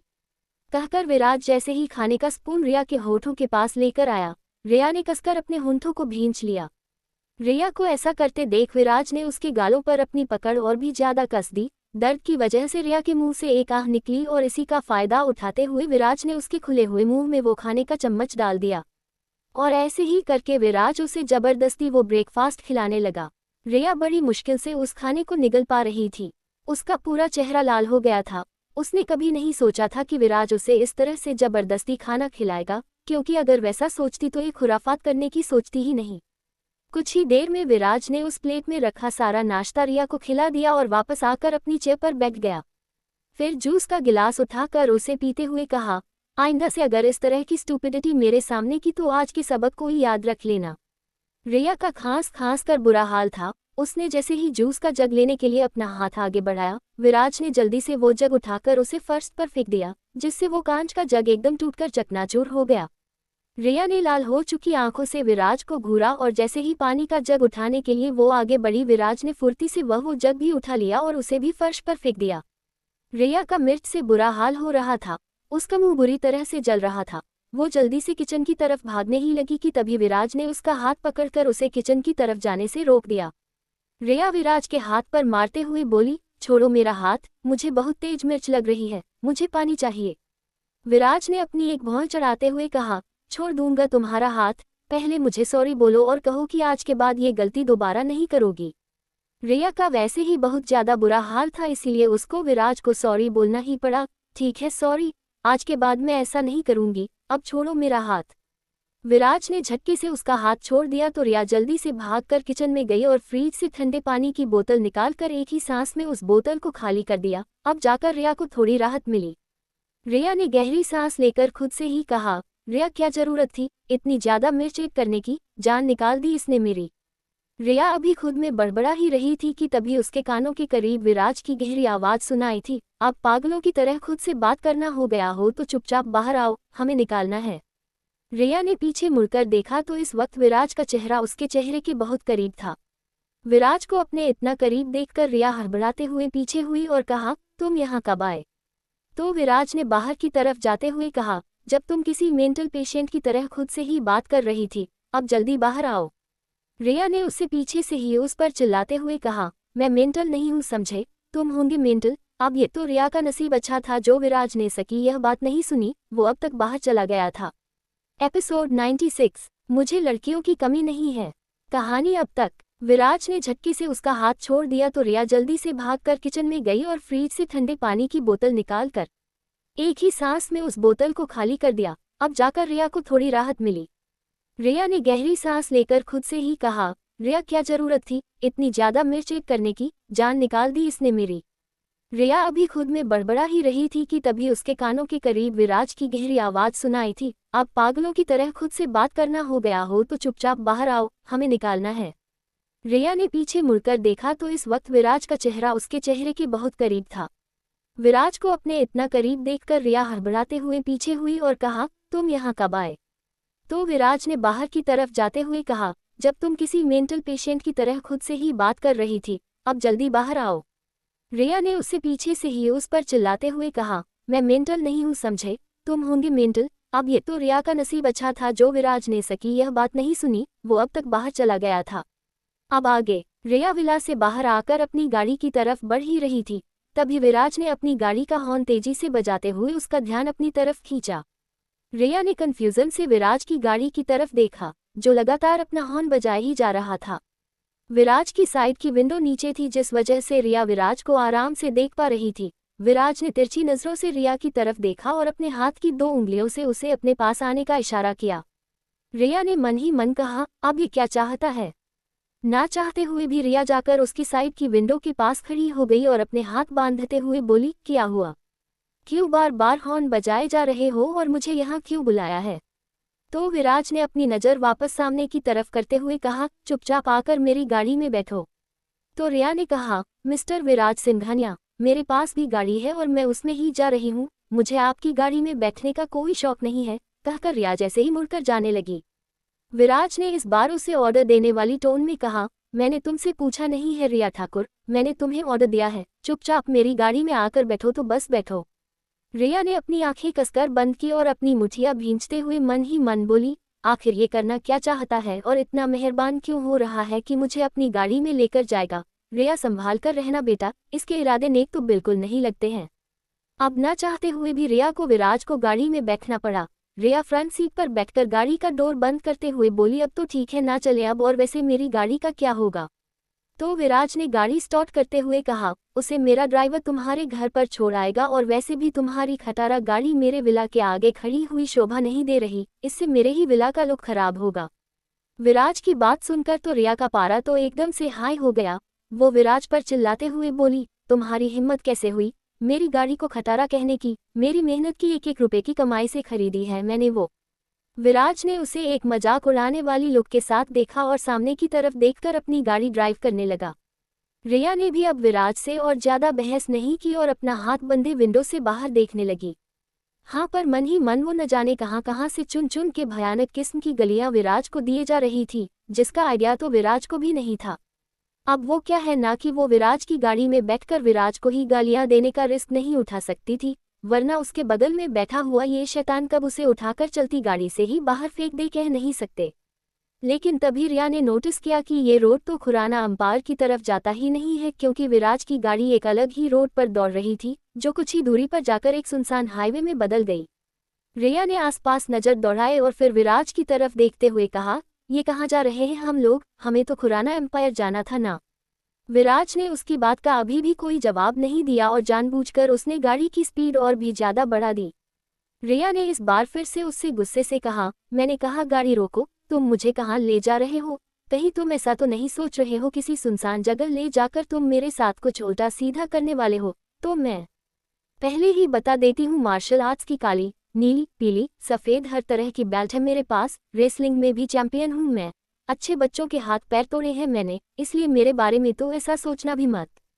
इस वक्त रिया के मुंह में जो कुछ भी आ रहा था वो बके जा रही थी। उसे लग रहा था कि किसी न किसी तरीके से वो विराट को डराएगी, लेकिन विराज के चेहरे पर कोई एक्सप्रेशन नहीं था, जैसे उसे रिया की बकवास बातों से कोई फर्क ही नहीं पड़ रहा हो। कुछ ही देर में विराज ने झटके से गाड़ी को ब्रेक लगा दिया। रिया ने वैसे तो सीट बेल्ट लगाई हुई थी, लेकिन विराज के एकदम से ब्रेक लगाने की वजह से वो आगे की तरफ झुक गई, हाँ पर उसका सिर डैशबोर्ड से नहीं टकराया। रिया ने हैरानी से विराज की तरफ देखा और फिर बाहर की तरफ। उनकी गाड़ी एक सुनसान जगह रुकी हुई थी जहां पर सड़क के दोनों तरफ घना जंगल था।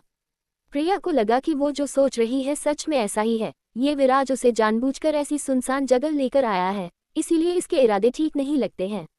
अभी वो अपने मन में और भी न जाने क्या क्या सोच रही थी कि तभी विराज अपनी साइड का डोर ओपन कर उसकी साइड में आ गया और उसकी साइड का गाड़ी का डोर ओपन कर उसकी सीट बेल्ट हटाते हुए उसे खींचकर बाहर निकाला। विराज के अचानक ऐसा करने से रिया के डर से एक चीख निकली, आह, ये क्या कर रहे हो और मुझे ऐसे क्यों बाहर निकाला है, और यह कहाँ ले आए तुम मुझ? विराज ने गाड़ी का डोर बंद किया और उसे गाड़ी से सटाते हुए कहा, हाँ तो क्या कहा था तुमने कि मैं तुम्हारे साथ कुछ उल्टा सीधा करने वाला हूँ? तुमने ऐसा सोच भी कैसे लिया रिया ठाकुर कि मुझे कुछ भी उल्टा सीधा करना होगा तो मैं तुम्हारे साथ करूँगा? मुझे लड़कियों की कमी नहीं है समझे, और जहाँ तक बात रही तुम्हें यहाँ क्यों लेकर आया हूँ तो उसका भी पता तुम्हें चल जाएगा।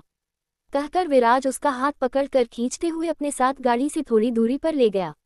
रिया उसके हाथ पर मारते हुए बोली, छोड़ो मुझे, तुम क्या सोचते हो कि तुम मुझे इस जंगल में अकेला छोड़कर चले जाओगे? अगर तुमने ऐसा किया तो मैं वापस आकर तुम्हारी जान ले लूंगी समझे। विराज रिया को गाड़ी से काफी दूर तक ले आया था, फिर झटके से उसका हाथ छोड़ते हुए कहा, तो ठीक है, अगर तुम जिंदा और सही सलामत लौट आई तो बेशक वापस आकर मेरी जान जरूर ले लेना रिया ठाकुर। विराज अपनी गाड़ी की तरफ जाने लगा। रिया पहले तो कुछ समझ नहीं पाई, पर अब जाकर उसके दिमाग की घंटी बजी कि विराज उसे अकेला यहाँ छोड़कर जा रहा है। वो विराज के पीछे चिल्लाते हुए बोली, विराज सिंघानिया, तुम्हारी हिम्मत कैसे हुई मुझे यहाँ पर छोड़कर जाने की? रुको, तुम्हें तो मैं बताती हूँ। कहते हुए रिया उसके पीछे भागने लगी, लेकिन तब तक विराज अपनी साइड का डोर ओपन कर ड्राइविंग सीट पर बैठ चुका था। प्रिया जल्दी से गाड़ी के पास आए और उसकी साइड की विंडो को टैप करते हुए चिल्लाई, मैंने कहा गाड़ी का डोर अनलॉक करो, मुझे अंदर बैठना है। विराज ने विंडो ग्लास थोड़ा सा नीचे किया और फिर एक स्माइल के साथ रिया को देखते हुए कहा, अब तुम यहाँ से पैदल पैदल खुराना अंपार पहुँचो, ठीक है? हाँ, मीटिंग शुरू होने से पहले पहले पहुँच जाना, वरना तुम्हारी सैलरी से इसके पैसे काट लूंगा, और मैंने सुना है कि तुम हिसाब की बड़ी पक्की हो, तो हिसाब का कच्चा तो मैं भी नहीं हूँ। कहकर विराज ने बड़े स्टाइल के साथ अपनी आंखों पर ब्लैक गॉगल्स चढ़ाए रिया को एक इविल लुक दिया और गाड़ी स्टार्ट कर वहां से ले गया। रिया उसे कुछ कहने ही वाली थी, पर विराज ने उसे कुछ कहने का मौका ही नहीं दिया। रिया गुस्से से जोर से चिल्लाई, विराज सिंघानिया, तुम्हारी मौत तो मेरे हाथों में लिखी हुई है। रिया आसपास कुछ ढूंढने लगी, तभी उसने 1-2-3 पत्थर उठाकर विराज की जाती हुई गाड़ी के ऊपर खींचकर मारे, लेकिन विराज की गाड़ी काफी दूर निकल गई थी तो उसके फेंके पत्थर का उसकी गाड़ी तक पहुंचना तो नामुमकिन था। वही विराज गाड़ी के साइड मिरर से रिया की हरकतों को देख रहा था। रिया को ऐसी बचकानी हरकतें करते हुए देख विराज को बड़ी हंसी आ रही थी। रिया अब पैर पटकते हुए रुआंसी आवाज में बोली, कमीना कहीं का, मुझे यहाँ छोड़कर चला गया। तभी रिया को याद आया कि उसका फोन उसके पास नहीं है। अब तो उसका मन कर रहा था कि वो यही सड़क पर बैठकर दहाड़े मार मार कर रोए, क्योंकि कम से कम उसके दिल में यह उम्मीद तो थी कि इस हाईवे से निकलने के बाद वो आगे जाकर कोई कैब पकड़ लेगी और वहां से खुराना अंपार के लिए चली जाएगी। पर विराज ने उसकी यह उम्मीद भी बेदर्दी से छीन ली थी, क्योंकि प्रिया का पर्स और फोन दोनों ही गाड़ी में ही रखे हुए थे। विराज ने जानबूझकर गाड़ी में भी बैठे हुए रिया को बाहर जाने के लिए नहीं कहा था, बल्कि खुद बाहर जाकर रिया को खींचकर बाहर निकाला था, क्योंकि अगर वो पहले ही रिया को बाहर जाने के लिए कहता तो रिया अपना फोन और पर्स लेकर बाहर निकलती। इसीलिए विराज ने खुद उसे खींचकर बाहर निकाला था ताकि रिया को अपना फोन और पास लेने टाइम ही ना मिले। रिया ने अपने आसपास देखा और फिर आसमान की तरफ देखते हुए कहा, मैंने क्या बिगाड़ा है आपका? क्यों मेरी ही जिंदगी में ऐसे साइको इंसान आते हैं? कभी वो शिवांश खुराना आता है, कभी यह शैतान आ जाता है जो मेरी जिंदगी को झंड करके बैठा हुआ है। क्या होगा मुझ मासूम का इस पागलों की दुनिया में। चल रिया, अब तुझे ही ये सफर अकेले तय करना है, सोचकर रिया में अपने कदम आगे बढ़ा दिए। खुराना एम्पायर। विराज और अंश दोनों की ही गाड़ी एक साथ आमने सामने आकर रुकी। दोनों ही अपनी गाड़ी में बैठे हुए एक दूसरे को बहुत ही बुरी तरह से घूर रहे थे, जैसे यहाँ आज वह दोनों ही एक दूसरे के साथ खूनी जंग लड़ने के लिए तैयार हो। दोनों ने एक साथ अपनी अपनी साइड का डोर ओपन किया और गाड़ी का डोर ओपन कर दोनों ही एक दूसरे के सामने आकर खड़े हो गए। विराज ने एक तिरछी स्माइल के साथ कहा, अंश खुराना, क्या हुआ? अपने डैड को मना नहीं पाए? मुझे ऐसा क्यों लग रहा है कि तुम्हारे चेहरे पर यह फ्रस्ट्रेशन इसी वजह से है कि आज मैं तुम्हारी कंपनी में पूरे हक से आकर खड़ा हूं और तुम चाहकर भी मुझे यहाँ से नहीं निकाल सकते। अंश ने बिना किसी भाव के कहा, बस इतनी सी बात पर तुम इतना खुश हो? एक बात मैं तुम्हारे सामने क्लियर कर दूं, हाँ, मैं अपने डैड की वजह से चुप हूँ, क्योंकि मैं उनकी डिसरिस्पेक्ट नहीं करना चाहता हूँ, लेकिन मैं तुम्हारे भले के लिए तुम्हें एक सलाह देता हूँ, यहाँ पर तुम अपनी लिमिट में रहना, वरना मुझे अपनी कंपनी से और इस प्रोजेक्ट से किक करके बाहर निकलने में देर नहीं लगेगी। तुम्हारी एक गलती और इस प्रोजेक्ट से तुम बाहर, फिर तो मेरे डैड भी मुझे नहीं रोक सकते। अंश की बात सुनकर विराज ने अपना चेहरा नीचे किया। पहले तो वो सिर नीचा किए ही हंसने लगा और फिर अंश की तरफ देखते हुए कहा, तुम इतना ओवर कॉन्फिडेंट क्यों रहते हो अंश? तुमने ऐसा कैसे सोच लिया कि मैं इस प्रोजेक्ट में रहकर किसी भी तरह की गलती करूंगा? क्योंकि मैं खुद अब इस प्रोजेक्ट में एक पार्टनर के तौर पर काम करूंगा तो भला मैं अपना नुकसान क्यों करूंगा? तुम इतने बड़े बिजनेसमैन हो और मुझे तुमसे ऐसी बेवकूफ़ी की उम्मीद नहीं थी। विराज की बात पर अंश ने गहरी सांस लेते हुए कहा, विराज, तुम जहां तक सोचते हो ना, वहां से मेरी सोच शुरू होती है। मुझे ये तो पता है कि तुम इतनी आसानी से डैड की बात नहीं मानने वाले थे, इसलिए कुछ ना कुछ तो तुम गड़बड़ करने वाले हो। पर हमेशा याद रखना, तुम पर मेरी नज़र हमेशा बनी रहेगी। तुम जो कर रहे हो या फिर जो करना चाहते हो वो सब मेरी नज़र में है, इसलिए यह मत सोचना कि तुम मुझसे छुपाकर कुछ कर सकते हो। कहते हुए अंश की नज़रें काफ़ी गहरी हो गई। उसने विराज की बात सुने बिना ही अपने कदम बिल्डिंग की तरह बढ़ा दिए। विराज ने उसे जाते हुए देखा और फिर एक डेविल स्माइल के साथ कहा, मैं जो करना चाहता हूँ अंश खुराना, वो तुम कभी पता नहीं लगा पाओगे, क्योंकि कहते हैं ना कि कुछ पाने के लिए कुछ खोना ही पड़ता है। कुछ देर बाद राजवीर जी, शिवांश, अंश और विराज चारों ही मीटिंग रूम में बैठे हुए थे और उनके असिस्टेंट उनकी चेयर के पीछे ही अपने हाथ बांधे खड़े हुए थे। उनके हाथ में एक एक फाइल थी। तभी राजवीर जी ने पूछा, विराज, क्या हुआ? क्या तुम किसी के आने का वेट कर रहे हो? विराज ने अपनी घड़ी में टाइम देखते हुए कहा, हाँ, मेरी सेक्रेटरी अभी आती ही होगी। अंश, जो अपने फोन में कुछ देख रहा था, उसने नजर उठाकर विराज की तरफ देखा और फिर अपना सिर हिलाते हुए मन ही मन कहा, एक साइन हो तो करना है, इसमें सेक्रेटरी का क्या काम है? जानबूझकर हमारा वक्त जाया कर रहा है। फिर वो वापस अपना फोन स्क्रॉल करने लगा। Episode 97, indirectly insult. कहानी अब तक। उसने विराज की बात सुने बिना ही अपने कदम बिल्डिंग की तरह बढ़ा दिए। विराज ने उसे जाते हुए देखा और फिर एक डेविल स्माइल के साथ कहा, मैं जो करना चाहता हूँ अंश खुराना, वो तुम कभी पता नहीं लगा पाओगे, क्योंकि कहते हैं ना कि कुछ पाने के लिए कुछ खोना ही पड़ता है। कुछ देर बाद राजवीर जी, शिवांश, अंश और विराज चारों ही मीटिंग रूम में बैठे हुए थे और उनके असिस्टेंट उनकी चेयर के पीछे ही अपने हाथ बांधे खड़े हुए थे। उनके हाथ में एक एक फाइल थी। तभी राजवीर जी ने पूछा, विराज, क्या हुआ? क्या तुम किसी के आने का वेट कर रहे हो? विराज ने अपनी घड़ी में टाइम देखते हुए कहा, हाँ, मेरी सेक्रेटरी अभी आती ही होगी। अंश, जो अपने फोन में कुछ देख रहा था, उसने नजर उठाकर विराज की तरफ देखा और फिर अपना सिर हिलाते हुए मन ही मन कहा, एक साइन हो तो करना है, इसमें सेक्रेटरी का क्या काम है? जानबूझकर हमारा वक्त जाया कर रहा है। फिर वो वापस अपना फोन स्क्रॉल करने लगा। अब आगे। तभी रूम का डोर एक तेज आवाज के साथ ओपन हुआ और सभी की नजरें डोर की तरफ चली गई, जहां पर रिया बिखरी हुई सी हालत में खड़ी हुई हौंफती हुई उन सभी को देख रही थी। रिया को यहाँ देखकर शिवांश ने चौंकते हुए कहा, रिया, तुम यहाँ पर? तुम यहाँ क्या कर रही हो? रिया जाकर पहले तो जल्दी से चेयर पर बैठ गई और सामने डेस्क पर रखे पानी के गिलास को उठाकर उस पानी को एक ही सांस में पी गई।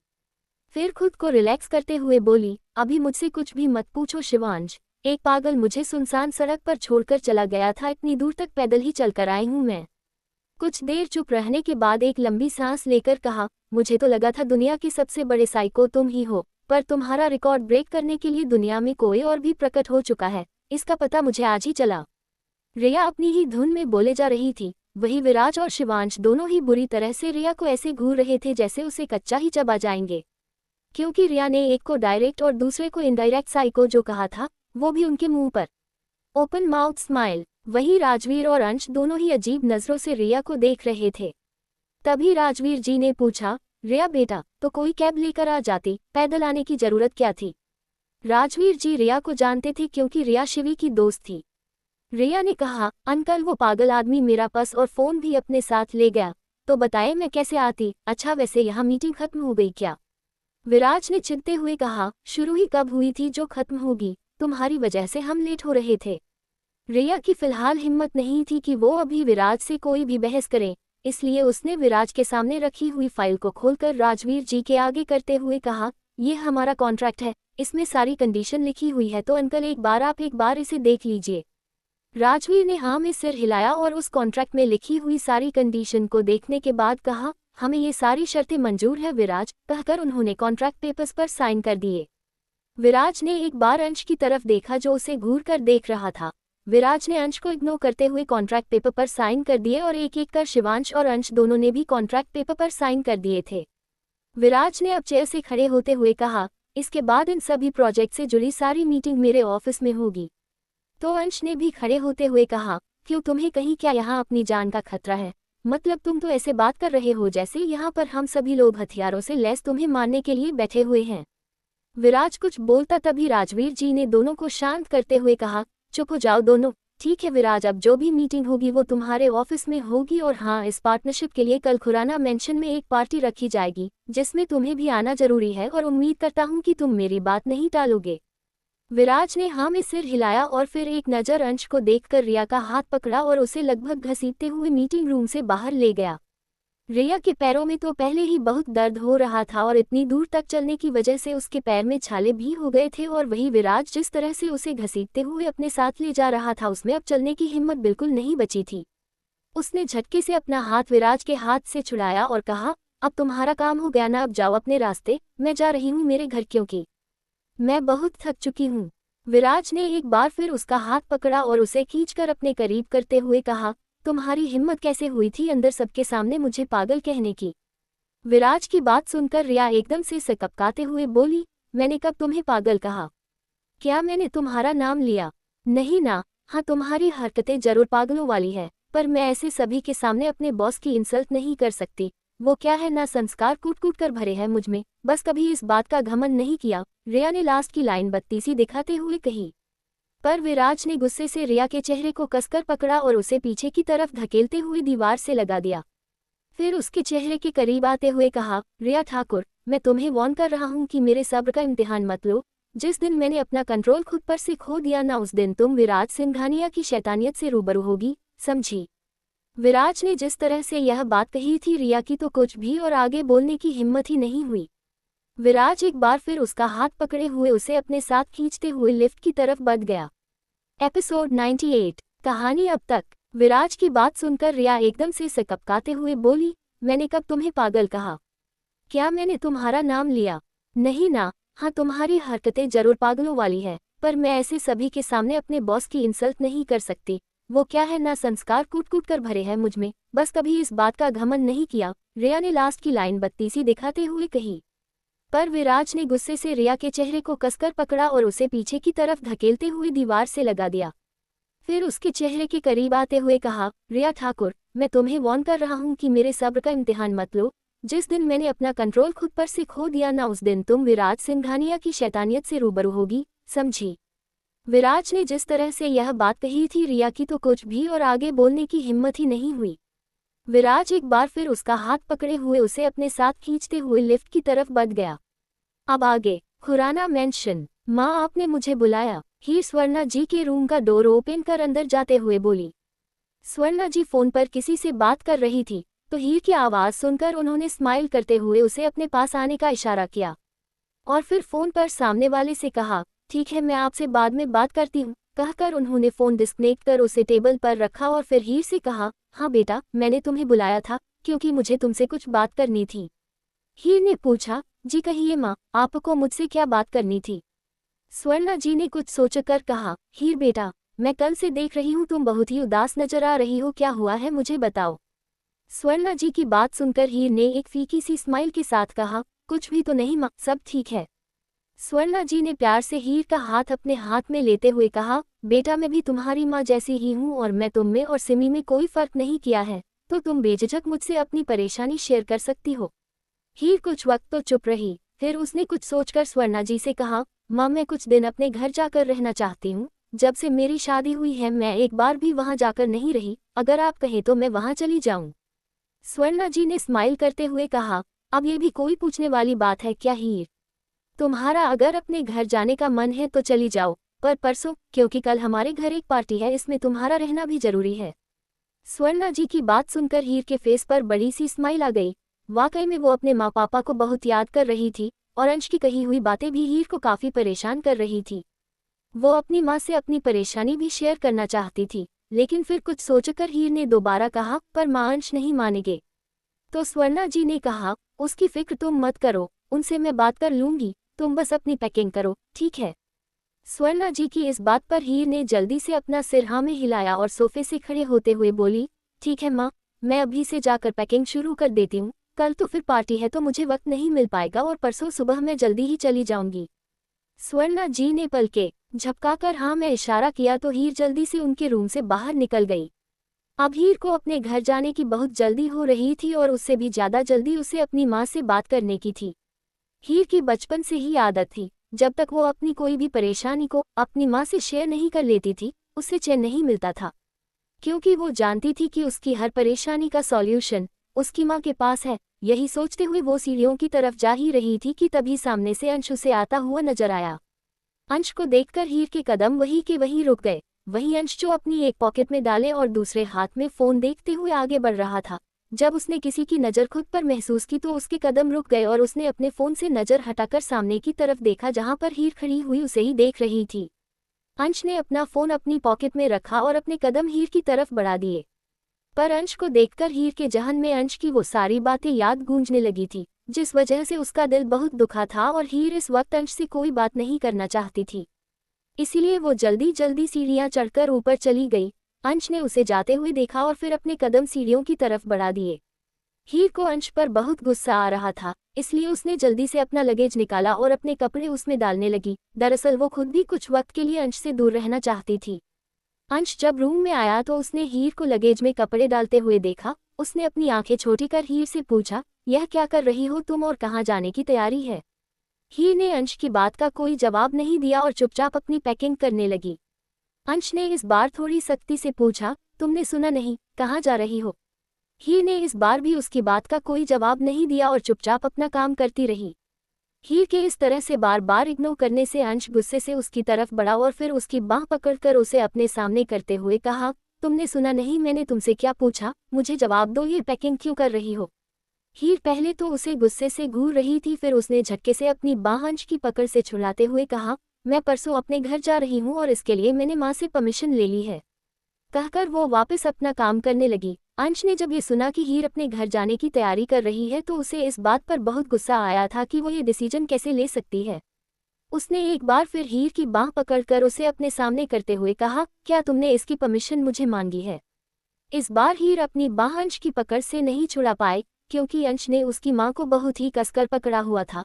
हीर ने अपना हाथ अंश के हाथ पर रखा और उसे हटाने की कोशिश करते हुए बोली, मैंने इस बारे में मां से बात कर ली है और उन्होंने मुझे परमिशन भी दे दी है। अगर आपको कोई भी दिक्कत हो तो आप मां से जाकर बात कीजिए। अंश ने उसे अपने करीब किया और अपने दांत पीसते हुए कहा, तुम्हारी हिम्मत को ज्यादा नहीं बढ़ गई है या मैंने ही तुम्हें कुछ ज्यादा ढील दे दी है? जैसे जैसे अंश अपनी बात कह रहा था वैसे वैसे उसकी उंगलियां हीर की नाजुक सी बाह में जैसे धंसती जा रही थी। हीर ने भी अब ठान लिया था कि वो अब अंश के सामने बिल्कुल नहीं झुकेगी और ना ही उसे अपनी कोई मनमानी करने देगी, इसीलिए उसने इस बार अंश को खुद से दूर करने की कोशिश नहीं की, बल्कि उसकी आंखों में आंखें डालकर कहा कि आप तो इस तरह से बात कर रहे हैं जैसे मेरे जाने से आपकी रातों की नींद हराम हो जाएगी। वैसे भी आपने खुद इस बात को एक्सेप्ट किया है कि मैं आपके लिए एक जिस्म से ज्यादा कुछ भी नहीं हूँ। पर mister Ansh Khurana, I am not just a body, I am a here, a living human being. पर आपको ये बात समझ नहीं आएगी, क्योंकि आप सिर्फ अपने बारे में सोचते हैं। आपको किसी की भी तकलीफ से, किसी के दर्द से कोई फर्क नहीं पड़ता है। हीर की बात सुनकर अंश कुछ पल के लिए तो उसे देखता ही रह गया। उसे अब समझ आ रहा था हीर के गुस्से का कारण। फिर वो अचानक से एक अजीब सी हंसी हंसते हुए बोला, तो मेरी बीवी को इस बात का गुस्सा आ रहा है। वैसे तुम क्या चाहती हो हीर कि मैं तुमसे प्यार करूं? बोलो। हीर, जिसकी आंखों में दर्द की वजह से नमी उतर आई थी, पर वो अंश के सामने आंसू नहीं बहाना चाहती थी, इसलिए उसने खुद को कंट्रोल करते हुए कहा, नहीं, मैं नहीं चाहती कि आप मुझसे प्यार करें, पर इतना चाहती हूँ कि आप मुझे एक इंसान समझें, एक जीती जागती इंसान, जिसे तकलीफ भी होती है, जिसे दर्द भी पहुँचता है और जिसका दिल भी टूटता है। हीर के इस तरह से जवाब देने से अंश को हीर पर बहुत गुस्सा आ रहा था। उसने गुस्से से हीर का लगेज उठाकर फर्श पर फेंकते हुए कहा, कहीं नहीं जा रही हो तुम, अब चुपचाप ये सारा सामान वापस कबर्ड में रखो।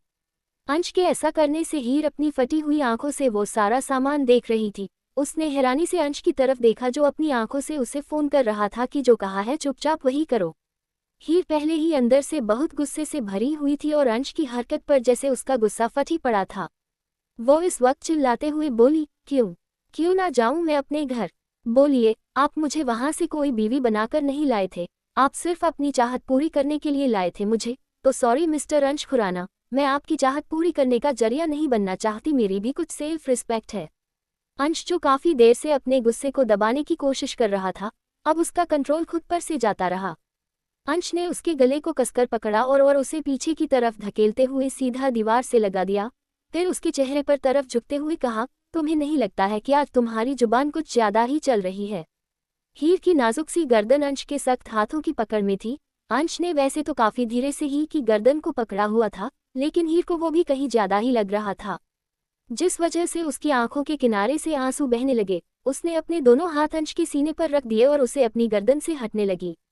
हीर के ऐसा करने पर उसकी पकड़ उसके गले पर और भी ज्यादा कस गई, जिस वजह से हीर को अपने गले में और भी ज्यादा दर्द होने लगा। वो अपनी घुटी हुई आवाज में बोली, मुझे दर्द हो रहा है, छोड़िए मुझे। अंश ने एक अजीब सी मगर डरा देने वाली स्माइल के साथ कहा, ओ दर्द हो रहा है?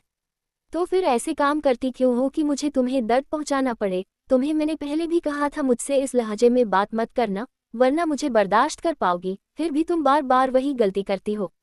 हीर ने अपने दोनों हाथ अंश के सीने पर रखे और अपनी पूरी ताकत लगाकर उसे खुद से दूर धकेल दिया और उस पर चिल्लाते हुए बोली, आप सिर्फ यही कर सकते हैं, आप मुझे दर्द के सिवाय कुछ नहीं दे सकते हैं अंश। हीर के ऐसे खुद से दूर धकेले जाने से अंश ने गुस्से से अपनी मुठिया का कस ली और अपनी लाल आंखों से हीर को घूरते हुए कहा, मैं कह रहा हूं कि यहीं रुक जाओ हीर, वरना। इससे पहले कि अंश आगे कुछ कहता हीर एकदम चिल्लाते हुए बोली, वरना क्या अंश? बोलिए ना, क्या करेंगे आप? अपनी ताकत मुझ पर दिखाएंगे, मुझे फिर से दर्द पहुंचाएंगे या फिर मेरे साथ जबरदस्ती करने की कोशिश करेंगे? क्या करेंगे आप? हीर की आंखों से लगातार आंसू बहने लगे। उसने अपने गले में पहना हुआ दुपट्टा कसकर अपनी मुट्ठियों में भरा और झटके से उसे खींचकर हवा में उड़ाते हुए कहा, लीजिए, कर लीजिए ना मेरे साथ अपनी इच्छा पूरी, आपको तो वैसे भी मेरे इस जिस्म की चाहत है ना, तो फिर आप मेरी मर्जी का ख्याल क्यों रख रहे हैं? उसका ख्याल मत रखिए, आपने अब तक अपने मन की ही की है, तो आज भी अपने मन की ही कीजिए। क्या फर्क पड़ता है आपको, मेरी इच्छा हो या ना हो, मेरा दिल क्या चाहता है या क्या नहीं, उससे आपको कोई फर्क नहीं होना चाहिए। हीर रोते हुए बोले जा रही थी। उसका चेहरा पूरा लाल हो चुका था और उसकी आंखों में एक दर्द नजर आ रहा था। हीर को देखकर लग रहा था जैसे अब वो अपने बस में नहीं है।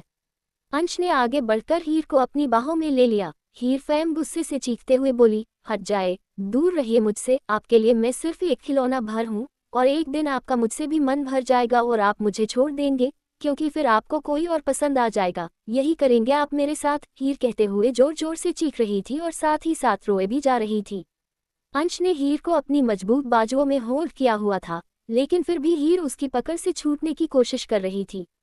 अंश को भी समझ नहीं आया कि हीर उसकी बात का इतना बुरा क्यों लगा। एक पल तो उसके मन में आया कि कहीं हीर के मन में उसके लिए किसी तरह की फीलिंग तो नहीं है जी, सब वजह से वो इतना ज्यादा हट फील कर रही थी। उसने हीर को कभी भी इतना गुस्से में नहीं देखा था। अंश हीर को लेकर वहीं दीवार के सहारे ही फर्श पर बैठ गया। हीर अभी भी अंश के हाथ पर मारते हुए उसे छोड़ देने के लिए कह रही थी, छोड़ो मुझे अंश, मुझे नहीं रहना यहाँ पर। अंश ने जबरदस्ती हीर का चेहरा अपने सीने से लगा लिया और धीरे धीरे उसके सिर को सहलाते हुए उसे शांत करने की कोशिश करने लगा और धीरे धीरे ऐसा हुआ भी। कुछ देर बाद ही अंश के सीने से लगे हुए हीर सुबक रही थी। अंश काफी देर तक उसे ऐसी अपनी बाहों में लिए बैठा रहा। अंश ने दीवार से अपना सिर टिकाकर अपनी आंखें बंद की हुई थी। कुछ देर बाद हीर के सुबकने की आवाज भी आना बंद हो गई थी, पर हीर अभी भी अंश के सीने से लगी हुई थी। जब अंश को हीर के सुबकने की आवाज नहीं आई, तो उसने बिना आंखें खोले ही हीर से कहा, मुझे ऐसा क्यों लग रहा है कि तुम्हारे दिल में मेरे लिए फीलिंग जागने लगी है, क्या वाकई में ऐसा है? एपिसोड 99 99 मैं इनसे डरती नहीं हूँ।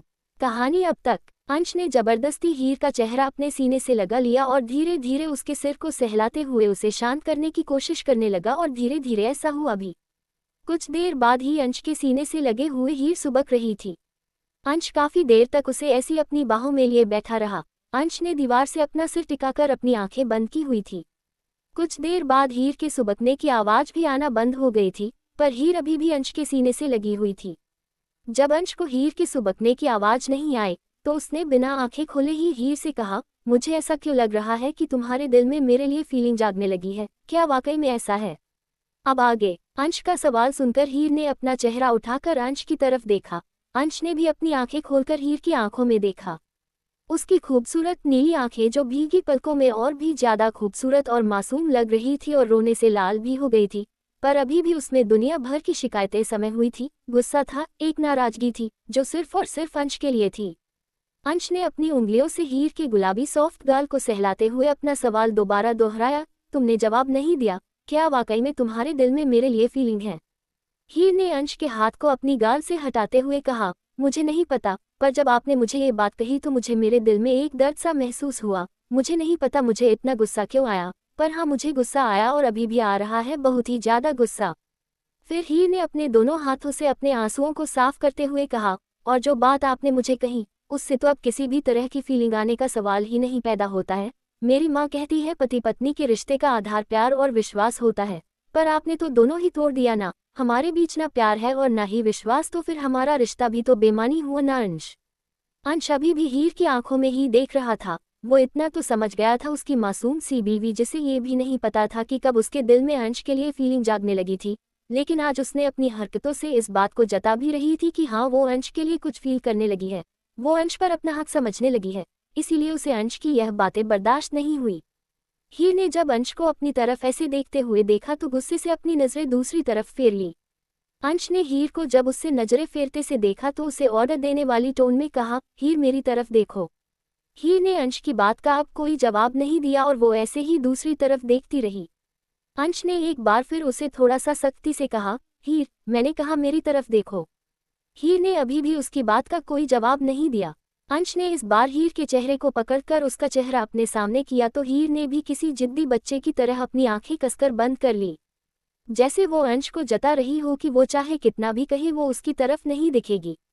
अंश को हीर वाकई में एक छोटी जिद्दी बच्ची की तरह ही लग रही थी जो अपनी ऐसी हरकतों से अंश को जता रही थी कि वो उससे बहुत गुस्सा है। ना चाहते हुए भी अंश के होठों पर स्माइल आ गई।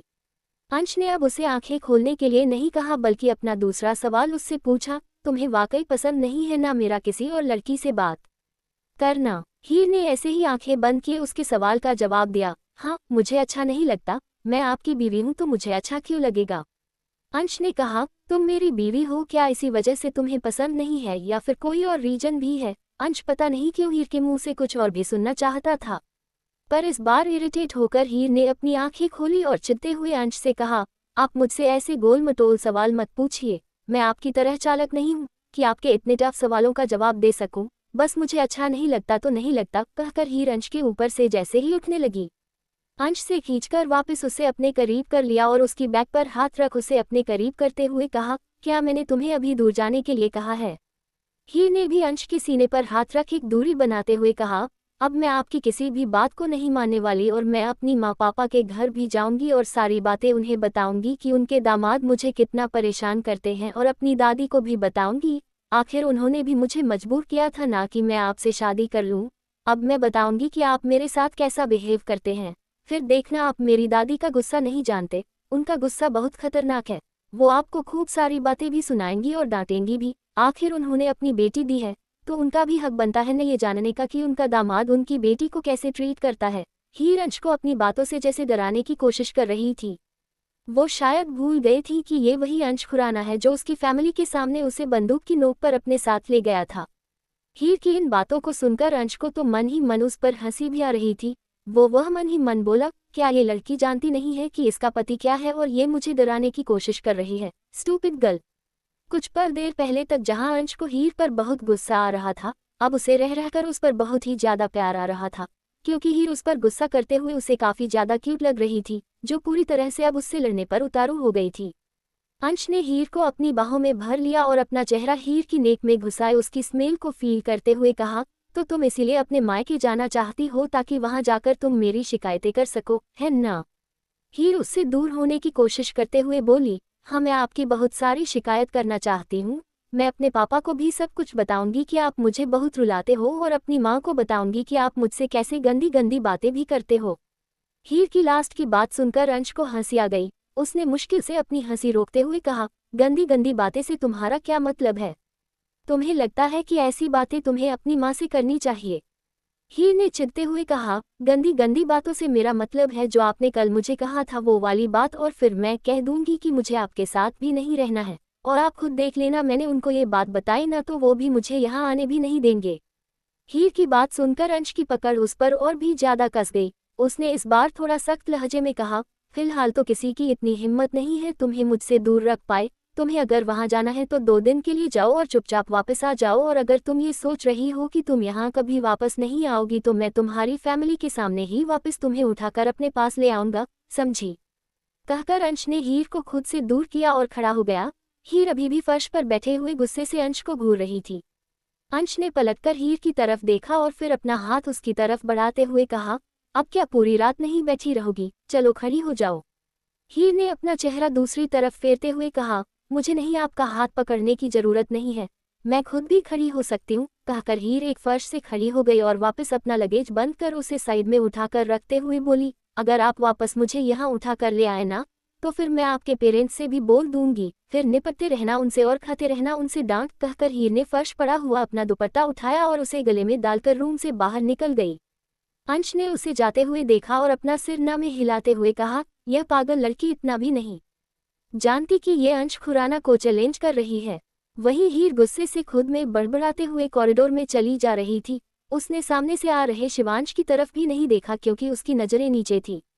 इससे पहले कि वो उससे से टकराती सामने से आ रहे शिवांश ने एकदम से उसे रोकते हुए कहा, हीर कहाँ जा रही हो और किससे ऐसे बातें कर रही हो? हीर जो शिवांश से टकराते टकराते बची थी, उसने अपना सिर उठाकर शिवांश की तरफ देखा। हीर की लाल आंखों को देखकर और उसका चेहरा देखकर शिवांश भी समझ गया कि हीर जरूर बहुत ही ज्यादा रोई है। वही शिवांश को अपने सामने देखकर हीर अपने इमोशंस पर कंट्रोल नहीं कर पाए और वो शिवांश को पकड़कर एक बार फिर से रोने लगी। हीर को ऐसे रोते देखकर शिवांश कुछ देर के लिए तो घबरा गया। शिवांश ने उसका सिर सहलाते हुए कहा, हीर क्या हुआ बच्चा, तुम ऐसे रो क्यों रही हो? क्या अंश ने फिर से तुम्हें कुछ कहा? तो हीर ने ऐसे ही उसके सीने से लगे हुए कहा, हाँ भाई, वो हमेशा मेरा दिल दुखाने के लिए मुझे कुछ ना कुछ कहते रहते हैं, हमेशा मेरे साथ उल्टी सीधी बातें करते हैं। पर अब मैंने भी सोच लिया है कि मैं अपने पापा के घर चली जाऊंगी और फिर कभी यहाँ लौट के नहीं आऊंगी। हीर की रोते रोते हिचकियां बंद गई थीं। शिवांश ने उसे खुद से दूर किया और फिर उसके चेहरे को देखते हुए कहा, हीर ऐसी बातें नहीं करते हैं, कोई अपना घर भी छोड़ कर जाता है क्या? और मैं अंश से बात करता हूँ ना, उसकी हिम्मत कैसे हुई तुम्हें ऐसे रुलाने की? हीर ने अपने आंसू पोंछते हुए कहा, भाई आप इन्हें समझा दे कि मुझे वापस वहां से न लेकर आए, वैसे भी ये मुझसे प्यार थोड़ी करते हैं। ये तो कहते कहते हीर चुप हो गई। शिवांश ने एक गहरी सांस लेते हुए कहा, हीर तुम अभी गुस्से में हो, देखो तुम कुछ दिन अगर वहां रहना चाहती हो तो अपने घर जाकर रह सकती हो, लेकिन इस तरह से घर को छोड़कर जाने की बात मत करो। आखिर शादी करके आए हो तुम इस घर में और जितना ये घर अंश का है उतना तुम्हारा भी है। तो हीर ने कहा, पर भाई वो मुझे यहाँ चैन से रहने भी तो नहीं देते हैं ना। शिवांश ने हीर का हाथ पकड़ते हुए कहा, चलो मेरे साथ, मैं अंश से तुम्हारे सामने ही बात करता हूँ। हीर उसे मना करती रह गई, पर शिवांश उसे अपने साथ लेकर उसके रूम की तरफ बढ़ गया। शिवांश जब हीर को रूम में लेकर आया तो अंश सोफे पर एक पैर पर दूसरा पैर रखे हुए अपना फोन देख रहा था। शिवांश ने अंदर आते हुए कहा, अंश हीर फिर से तुमने ऐसा क्या कहा है कि ये इतना ज्यादा रो रही है? अंश ने अपनी नज़र उठाकर सबसे पहले शिवांश की तरफ देखा और फिर उसके पीछे खड़ी हुई है हीर की तरफ। अंश ने अपना फोन साइड में फेंकते हुए कहा, अब इसने तुम्हारे पास भी आकर शिकायत की है, ये पागल हो गई है और इसका दिमाग भी आज अपनी जगह पर नहीं है, इसीलिए उल्टी सीधी बातें किए जा रही है। अंश की बात सुनकर हीर ने शिवांश से कहा, देखा भाई देखा, अभी भी मुझे ही ऐसे ही कुछ भी कह रहे हैं, ये ऐसे ही उल्टी सीधी बातें करते रहते हैं। मैं नहीं बल्कि ये पागल हो गए हैं जो कुछ भी बोलने से पहले कुछ सोचते भी नहीं है। हीर अपनी ही धुन में बोलती ही गई कि तभी उसकी नज़र अंश पर गई, जो उसे बुरी तरह से घूरकर देख रहा था। अंश के ऐसे घूरने से हीर जल्दी से शिवांश के पीछे होते हुए बोली, देखा भाई, अब कैसे मुझे घूरकर देख रहे हैं? ये ऐसा ही करते हैं, हमेशा मुझे डराने की कोशिश करते रहते हैं। पर आप इन्हें बोल दीजिए कि मैं इनसे डरती नहीं हूँ। हीर ऐसा कह तो रही थी पर खुद डर से शिवांश के पीछे छिपने की कोशिश भी कर रही थी। शिवांश के वहां होने से हीर को एक अलग ही तरह की हिम्मत मिल रही थी, इसीलिए वो अंश से इतनी सारी बातें कह पाई, क्योंकि वो जानती थी कि शिवांश के सामने अंश उसे कुछ भी नहीं कह सकता। अंश सोफे से खड़े होते हुए बोला, अच्छा मुझसे नहीं डरती हो? जरा मैं भी तो देखूं तुम कितनी डेयरिंग हो गई हो। हीर ने जल्दी से शिवांश की बाह कसकर पकड़ते हुए कहा, मुझे कुछ कहकर तो दिखाओ, शिवांश भाई आपको ठीक कर देंगे। ऐसा कहते हुए हीर शिवांश को बड़ी ही उम्मीद से देख रही थी। शिवांश को हीर इस वक्त काफी मासूम लग रही थी। उसने स्माइल करते हुए कहा, हीर एक काम करो, तुम अभी रूम से बाहर जाओ, मैं अंश से बात करता हूँ। दरअसल दोनों की फाइट देखकर शिवांश इतना तो समझ गया था कि जिस तरह से ये दोनों लड़ रहे हैं, उस कंडीशन में शिवांश अंश से बात नहीं कर पाएगा, इसलिए फिलहाल के लिए उसने हीर को रूम से बाहर जाने के लिए कहा। हीर ने एक नज़र अंश को घूर कर देखा और रूम से बाहर निकल गई। अंश की नज़र अभी भी हीर पर ही जमी हुई थी जब तक कि हीर रूम से बाहर नहीं निकल गई। शिवांश ने जब अंश को इस तरह से हीर को देखते हुए देखा तो अंश के पास आते हुए कहा, चलो तुम सोफे पर बैठो, मुझे तुमसे बात करनी है। अंश ने चिढ़ते हुए कहा, पर मुझे कोई बात नहीं करनी है, कहकर अंश ने सिगरेट का पैकेट उठाया और बालकनी की तरफ चला गया। शिवांश ने अपना सिर ना में हिलाया और उसके पीछे पीछे जाते हुए बोला, बात तो तुम्हें करनी पड़ेगी अंश। एपिसोड 100, मैं इतना भी शरीफ नहीं हूँ। कहानी अब तक। दरअसल दोनों की फाइट देखकर शिवांश इतना तो समझ गया था कि जिस तरह से ये दोनों लड़ रहे हैं, उस कंडीशन में शिवांश अंश से बात नहीं कर पाएगा, इसलिए फिलहाल के लिए उसने हीर को रूम से बाहर जाने के लिए कहा। हीर ने एक नज़र अंश को घूर कर देखा और रूम से बाहर निकल गई। अंश की नज़र अभी भी हीर पर ही जमी हुई थी जब तक कि हीर रूम से बाहर नहीं निकल गई। शिवांश ने जब अंश को इस तरह से हीर को देखते हुए देखा तो अंश के पास आते हुए कहा, चलो तुम सोफे पर बैठो, मुझे तुमसे बात करनी है। अंश ने चिढ़ते हुए कहा, पर मुझे कोई बात नहीं करनी है, कहकर अंश ने सिगरेट का पैकेट उठाया और बालकनी की तरफ चला गया। शिवांश ने अपना सिर ना में हिलाया और उसके पीछे पीछे जाते हुए बोला, बात तो तुम्हें करनी पड़ेगी अंश। अब आगे। अंश बाहर आकर फ्रस्ट्रेशन से सिगरेट सुलगाकर उसके कश लेने लगा। शिवांश उसके बगल में ही आकर खड़ा हुआ और फिर तिरछी नजरों से शिवांश को देखते हुए बोला, अब बताओ ऐसा हुआ क्या है तुम दोनों के बीच कि हीर इतनी ज्यादा रो रही थी। अंश ने कुछ देर चुप रहने के बाद शिवांश को सारी बात बता दी, जिसे सुनकर शिवांश अब अंश पर भड़कते हुए बोला, व्हाट आर यू क्रेजी अंश, हाउ कैन यू से सच थिंग्स टू हर? वो तुम्हारी बीवी है, शादी करके लेकर आए हो तुम उसे यहाँ पर और तुम उसे यह कह रहे हो that you love her body and not her. What madness is this अंश? उद्धरण चिन्ह। अंश ने लापरवाही से कहा, तो मैंने इसमें क्या गलत कहा है? नहीं है प्यार तो नहीं है ना। What lies now that I love her? जो भी था मैंने सच बोला है, and you want me to lie to her that I love her. Shivansh ने अब उसे गुस्से से घूरते हुए कहा, तुम अगर उससे कुछ अच्छा नहीं बोल सकते हो तो कम से कम उसका दिल दुखाने वाली बातें भी मत करो। तुम्हारी शादी से पहले ही मैंने कहा था कि हीर अभी शादी के लिए बहुत छोटी है और ऊपर से तुम्हारा ये कॉम्प्लिकेटेड बिहेवियर। अपनी जिद पूरी करने के लिए तुमने एक कम एज की मासूम लड़की से शादी तो कर ली, लेकिन अब तुम उसके साथ इस तरह का बिहेव कर रहे हो और मेरे ख्याल से हीर का गुस्सा करना बिल्कुल जायज है।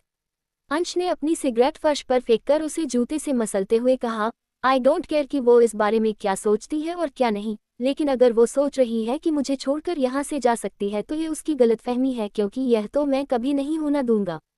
कहकर अंश वही रखे हुए काउच पर बैठ गया। शिवांश भी उसके पास बैठते हुए बोला, तू उसके साथ इस बार किसी भी तरह की जबरदस्ती नहीं करोगी और जहां तक हो सके अपने गुस्से को कंट्रोल में रखोगे।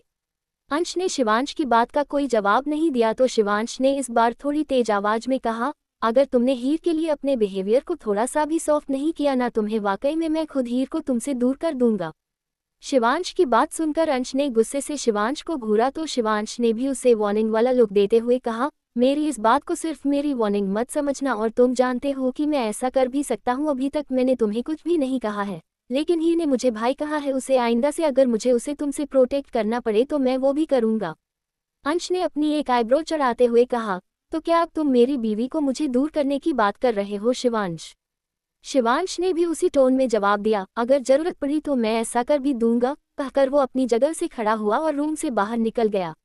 अंश ने उसे जाते हुए देखा और एक बार फिर से एक सिगरेट सुलगा ली और काउच के पीछे अपना सिर टिकाकर उसके लंबे लंबे कश लेने लगा।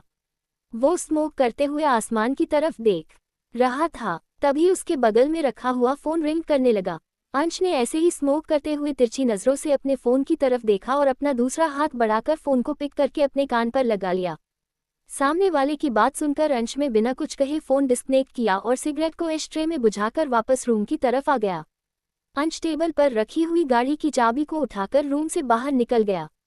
मुंबई का एक फेमस रेस्टोरेंट जहां पर आना सिर्फ अमीर परिवारों के ही बस की बात है। विराज रिया का हाथ पकड़कर उसे लगभग घसीटते हुए रेस्टोरेंट से बाहर लाया और अपनी गाड़ी की तरह बढ़ गया। रिया उसके हाथ पर मारते हुए चिल्ला रही थी, अरे कहाँ ले जा रहे हो मुझे, छोड़ो छोड़ो मुझे। मुझे उस छिपकली की हिम्मत कैसे हुई मुझे एटीट्यूड दिखाने की, उसके बाप की नौकर हूँ क्या मैं। विराज ने इरिटेट होकर उसे खींचकर अपने सामने किया और उस पर चिल्लाते कहा, जस्ट शट अप रिया, वरना मैं तुम्हारा वो हाल करूंगा तुम कुछ बोलने के लायक नहीं रहोगी। विराज के ऐसे चिल्लाने से रिया जो आगे भी बहुत कुछ बोलने वाली थी अचानक से ही उसकी बोलती बंद हो गई। विराज ने वापस उसका हाथ पकड़कर उसे गाड़ी की तरफ खींचा और गाड़ी का फ्रंट डोर ओपन कर उसे गाड़ी की फ्रंट सीट पर लगभग धकेल ही दिया। रिया ने फिलहाल के लिए कुछ देर चुप रहना ही सही समझा। विराज अपनी साइड का डोर ओपन कर ड्राइविंग सीट पर बैठ गया। रिया ने चोर नजरों से विराज की तरफ देखा, फिर मन ही मन कहा, ओ गॉड, ये साइको तो काफी भड़का हुआ है, पर मैं भी क्या करूं, किसने कहा था इसे मुझे यहाँ लाने के लिए। वहीं विराज ने एक दो बार लंबी सांस लेकर खुद को शांत करने की कोशिश की, फिर रिया की तरफ घूरते हुए कहा, ये जो तुमने अंदर तमाशा क्रिएट किया है वो सब तुमने जानबूझकर किया है ना, वो भी मुझे परेशान करने के लिए। अब विराज का ये कहना था कि रिया एक बार फिर से उसके ऊपर बिफरते हुए बोली, क्या कहा, मैंने ये सब जानबूझकर किया। तुम्हें अपनी गर्लफ्रेंड को समझ कर रखना चाहिए था ना कि मैं तुम्हारी सेक्रेटरी हूँ उसकी नहीं, और वो इतना एटीट्यूड मुझे क्यों दिख रही थी। विराज ने चिढ़ते हुए कहा, वो मेरी गर्लफ्रेंड नहीं है। तो रिया ने कहा, तो तुम्हारी बहन होगी। विराज ने एक बार फिर इरिटेट हुए कहा, वो मेरी बहन भी नहीं है। तो रिया ने अजीब से एक्सप्रेशन के साथ कहा, आप वो तुम्हारी जो कोई भी हो, पर मैं उसकी बातें क्यों सुनूं, और क्या कह रही थी वो कि मुझसे डर के रहना, अरे मैं अपने बाप से ना डरूं तो उस चिलगोजी से क्या डरूंगी। विराज उसे कुछ कहने ही वाला था कि तभी रिया का फोन रिंग करने लगा। रिया ने अपने फोन की तरफ देखा तो फोन की स्क्रीन पर पापा का नाम शो होता देख जल्दी से उसने फोन हड़बड़ाहट में पिक कर लिया और अपने कान पर लगाते हुए सिकपकाते हुए बोली, जी पापा नमस्ते, मैं ठीक हूँ पापा, ठीक है आप जैसा कहेंगे वैसा ही होगा। विराज उसे अजीब से एक्सप्रेशन के साथ देख रहा था। वो खुद से ही बोला, ये लड़की अभी तो बड़े भारी भरकम डायलॉग मार रही थी कि मैं अपन बाप से नहीं डरती है, और अब देखो इसकी आवाज ही नहीं निकल रही है, कैसे भीगी बिल्ली बनी हुई है। तभी विराज के दिमाग में एक शैतानी ख्याल आया। उसने झटके से रिया के हाथ से फोन खींचकर उसे स्पीकर पर डाल दिया। रिया विराज के अचानक ऐसा करने से एकदम से चौंक गई और जैसे ही उसने अपना फोन आगे हाथ बढ़ाकर लेना चाहा, विराज ने उस फोन को रिया की पहुंच से दूर करते हुए बड़े ही सेडिक्टिव वे में कहा, और रिया बेबी क्या कर रही हो, ये हमारा क्वालिटी टाइम स्पेंड करने का वक्त है और तुम हो कि फोन पर लगी हुई हो।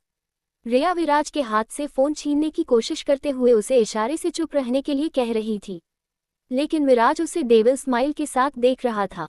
वहीं दूसरी तरफ से फोन पर रिया के पापा की गुस्से से भरी आवाज आए, रिया ये कौन है तुम्हारे साथ और ये तुमसे किस तरह से बात कर रहा है, बोलो। रिया जल्दी से हड़बड़ाते हुए बोली, नहीं पापा कोई नहीं है, आपको गलतफहमी हुई है। तभी विराज ने दोबारा कहा, अरे रिया ऐसे झूठ क्यों बोल रही हूँ, बताओ ना अपने पापा को कि मैं तुम्हारा नया नया ताज़ा बना हुआ बॉयफ्रेंड हूँ और आज तुम मेरे साथ यहाँ डेट पर आए हुई थी। तभी रिया के पापा की दोबारा गुस्से से भरी आवाज आई, रिया तुम वहां जाकर अपनी मनमानी करने लग गई हो, अगर तुम्हें यही सब काम करने हैं तो चुपचाप अपना बोरिया बिस्तर समेटकर घर लौट आओ। विराज अभी कुछ और कहने ही वाला था, रिया ने जल्दी से विराज के मुंह पर अपना हाथ रखा और विराज के हाथ से फोन छीनकर उसे वापस अपने कान पर लगाते हुए कहा, नहीं पापा मैं यहाँ अपने काम के सिलसिले में आई हूँ और यह आवाज मेरे लिए नहीं है, मैं घर जाकर आपसे तसल्ली से करती हूँ, ठीक है। कहकर रिया ने जल्दी से फोन डिस्कनेक्ट किया और फिर विराज की तरफ घूर कर देखा। रिया ने अभी भी विराज के मुंह पर अपना हाथ रखा हुआ था और इस वक्त उसने ध्यान ही नहीं दिया था कि वो फोन की छीना झपटी में विराज की गोद में ही बैठ गई थी। रिया ने विराज को गुस्से से घूरते हुए कहा, ये सब तुमने जानबूझकर किया ना। विराज ने रिया का हाथ अपने मुंह से हटाया और अपनी एक आईब्रो चढ़ाते हुए कहा, क्यों क्या तुम ही मेरे काम को खराब कर सकती हो, मैं नहीं। वैसे तुम्हारे बाप की आवाज को सुनकर ही लग रहा था अब वो तुम्हारा अच्छी तरह से जीना हराम करने वाले हैं। रिया गुस्से से कहा, अपनी बकवास बंद करो विराज सिंघानिया, ये तुम्हारे लिए मजाक होगा पर मेरे लिए नहीं है। रिया के ऐसे चिल्लाने से विराज ने रिया की बैक पर अपना हाथ रखा और झटके से उसे अपने करीब कर लिया। रिया ने विराज के कंधों पर अपना हाथ रख उसे दूर करने की कोशिश करते हुए, ये क्या कर रहे हो, छोड़ो मुझे। विराज ने एक शैतानी स्माइल के साथ कहा, तुम मेरी गोद में आकर बैठी हो, तो अब इतना एटीट्यूड क्यों दिखा रही हो, और वैसे भी तुम्हारा मेरा रिश्ता ऐसा नहीं है कि मुझे तुमसे मजाक करना पड़े। रिया ने फ्रस्ट्रेट होते हुए कहा, पर मुझे तुमसे ऐसा कोई रिश्ता बनाना भी नहीं है, अब छोड़ो, मुझे जाने दो। पर विराज ने उसे दूर करने की बजाय बिल्कुल ही खुद से चिपका लिया और उसके कान के करीब जाते हुए कहा, आइंदा से मेरे करीब मत आना, वरना बहुत पछताओगी, क्योंकि मैं इतना भी शरीफ नहीं हूँ, समझी। कहकर विराज ने ही झटके से रिया की बांह पकड़कर उसे साइड की सीट पर धकेल दिया और गाड़ी स्टार्ट कर दी। विराज के अचानक ऐसा करने से रिया के मुंह से हल्की सी चीख निकली। फिर उसने मन ही मन ढेर सारी कहानियां विराज को देते हुए अपनी नजरें विंडो की तरफ कर ली। एक पुरानी फैक्ट्री जिसे देखकर ही लग रहा था कि वहां पर अब कोई काम नहीं होता है, क्योंकि वो फैक्ट्री अब एक खंडहर में तब्दील हो चुकी थी। हाँ, कुछ पुरानी मशीनें जरूर वहां रखी हुई थी। इस फैक्ट्री में बस हल्की सी ही रोशनी थी और बाहर से आ रही चांद की चांदनी उस जगह को थोड़ा और उजला कर रही थी। पर कुल मिलाकर वो जगह काफी ज्यादा डरावनी लग रही थी। इस फैक्ट्री के अंदर करीब 8-10 आदमी ब्लैक कलर के कपड़े पहने हुए और अपने हाथ में एक वेपन पकड़े हुए खड़े हुए थे। उन लोगों के बीचों बीच एक आदमी उल्टा लटका हुआ था, जिसकी बॉडी से खून बहकर टपकता हुआ फर्श पर गिर रहा था। उस आदमी के सामने ही अंश, जिसने ब्लैक शर्ट और ब्लैक पैंट पहनी हुई थी, उसने अपनी शर्ट की स्लीव्स फोल्ड की हुई थी, जिस वजह से उसके बाह के स्ट्रांग मसल्स साफ नजर आ रहे थे, जिन्हें देखकर अंश की स्ट्रेंथ का अंदाजा लगाया जा सकता था। अंश ने इस वक्त अपने एक हाथ में ब्लैक कलर की पट्टी बांधी हुई थी, उसके बाल पसीने से भीगे हुए थे, उसके फोरहेड पर चिपके हुए उसे बहुत ही हॉट लुक दे रहे थे। उस आदमी की इतनी ज्यादा बुरी हालत अंश ने ही की थी और अब अंश इस वक्त खतरनाक नजरों से उसे घूर रहा था। उसने आगे बढ़ाकर उस आदमी के बालों को पकड़कर उसके चेहरे को थोड़ा सा ऊपर करते हुए कहा, मरने तो तुम्हें दूंगा नहीं, क्योंकि सच तो मैं तुम्हारे मुंह से उगलवा कर रहूंगा। अंश ने झटके से उसके सिर को छोड़ा और फिर अपने हाथ की पट्टी को हटाते हुए अपने पीछे खड़े आदमी को ऑर्डर देते हुए कहा, इसका इलाज करवाओ और जब ये ठीक हो जाए तब इसे दोबारा इसी तरह से टॉर्चर करो और तब तक टॉर्चर करो जब तक ये पूरी तरह से टूटकर अपने मालिक का पता हमें बता नहीं देता है। कहकर अंश ने उस पट्टी को फर्श पर फेंका और वहां से बाहर निकल गया। खुराना मेंशन। शिवांश रात को जब अपने रूम में आया तो उस वक्त उसे शिवी पूरे रूम में कहीं नजर नहीं आई। तभी उसके कानों में वॉशरूम से शावर के गिरते पानी की आवाज आई। शिवांश समझ गया कि शिवी इस वक्त शावर लेने के लिए वॉशरूम में गई हुई है। वॉशरूम के बंद डोर को देखकर शिवांश के होठों पर शरारती स्माइल आ गई। उसने अपना ब्लेजर उतार कर सोफे पर फेंक दिया। शिवी शावर के नीचे खड़ी हुई हल्के गुनगुने पानी में भीग रही थी। इस वक्त पानी हल्का गुनगुना होने की वजह से शिवी का गोरा रंग हल्का सा गुलाबी हो गया था। उसकी आंखें अभी बंद थी, तभी उसे अपनी नाजुक सी कमर पर किसी की मजबूत पकड़ का एहसास हुआ, जिस वजह से शिवी ने झटके से अपनी आंखें खोल दी। इससे पहले कि वो कुछ कह पाती, शिवांश ने झटके से पलटकर अपने सामने किया। शिवांश के ऐसा करने से शिवी एकदम से हड़बड़ा गई। उसके दोनों हाथ शिवांश के मजबूत सीने पर रखे हुए थे। शिवांश ने इस वक्त सिर्फ ब्लैक पैंट पहनी हुई थी और उसकी मस्कुलर बॉडी शावर के गुनगुने पानी में भीग रही थी।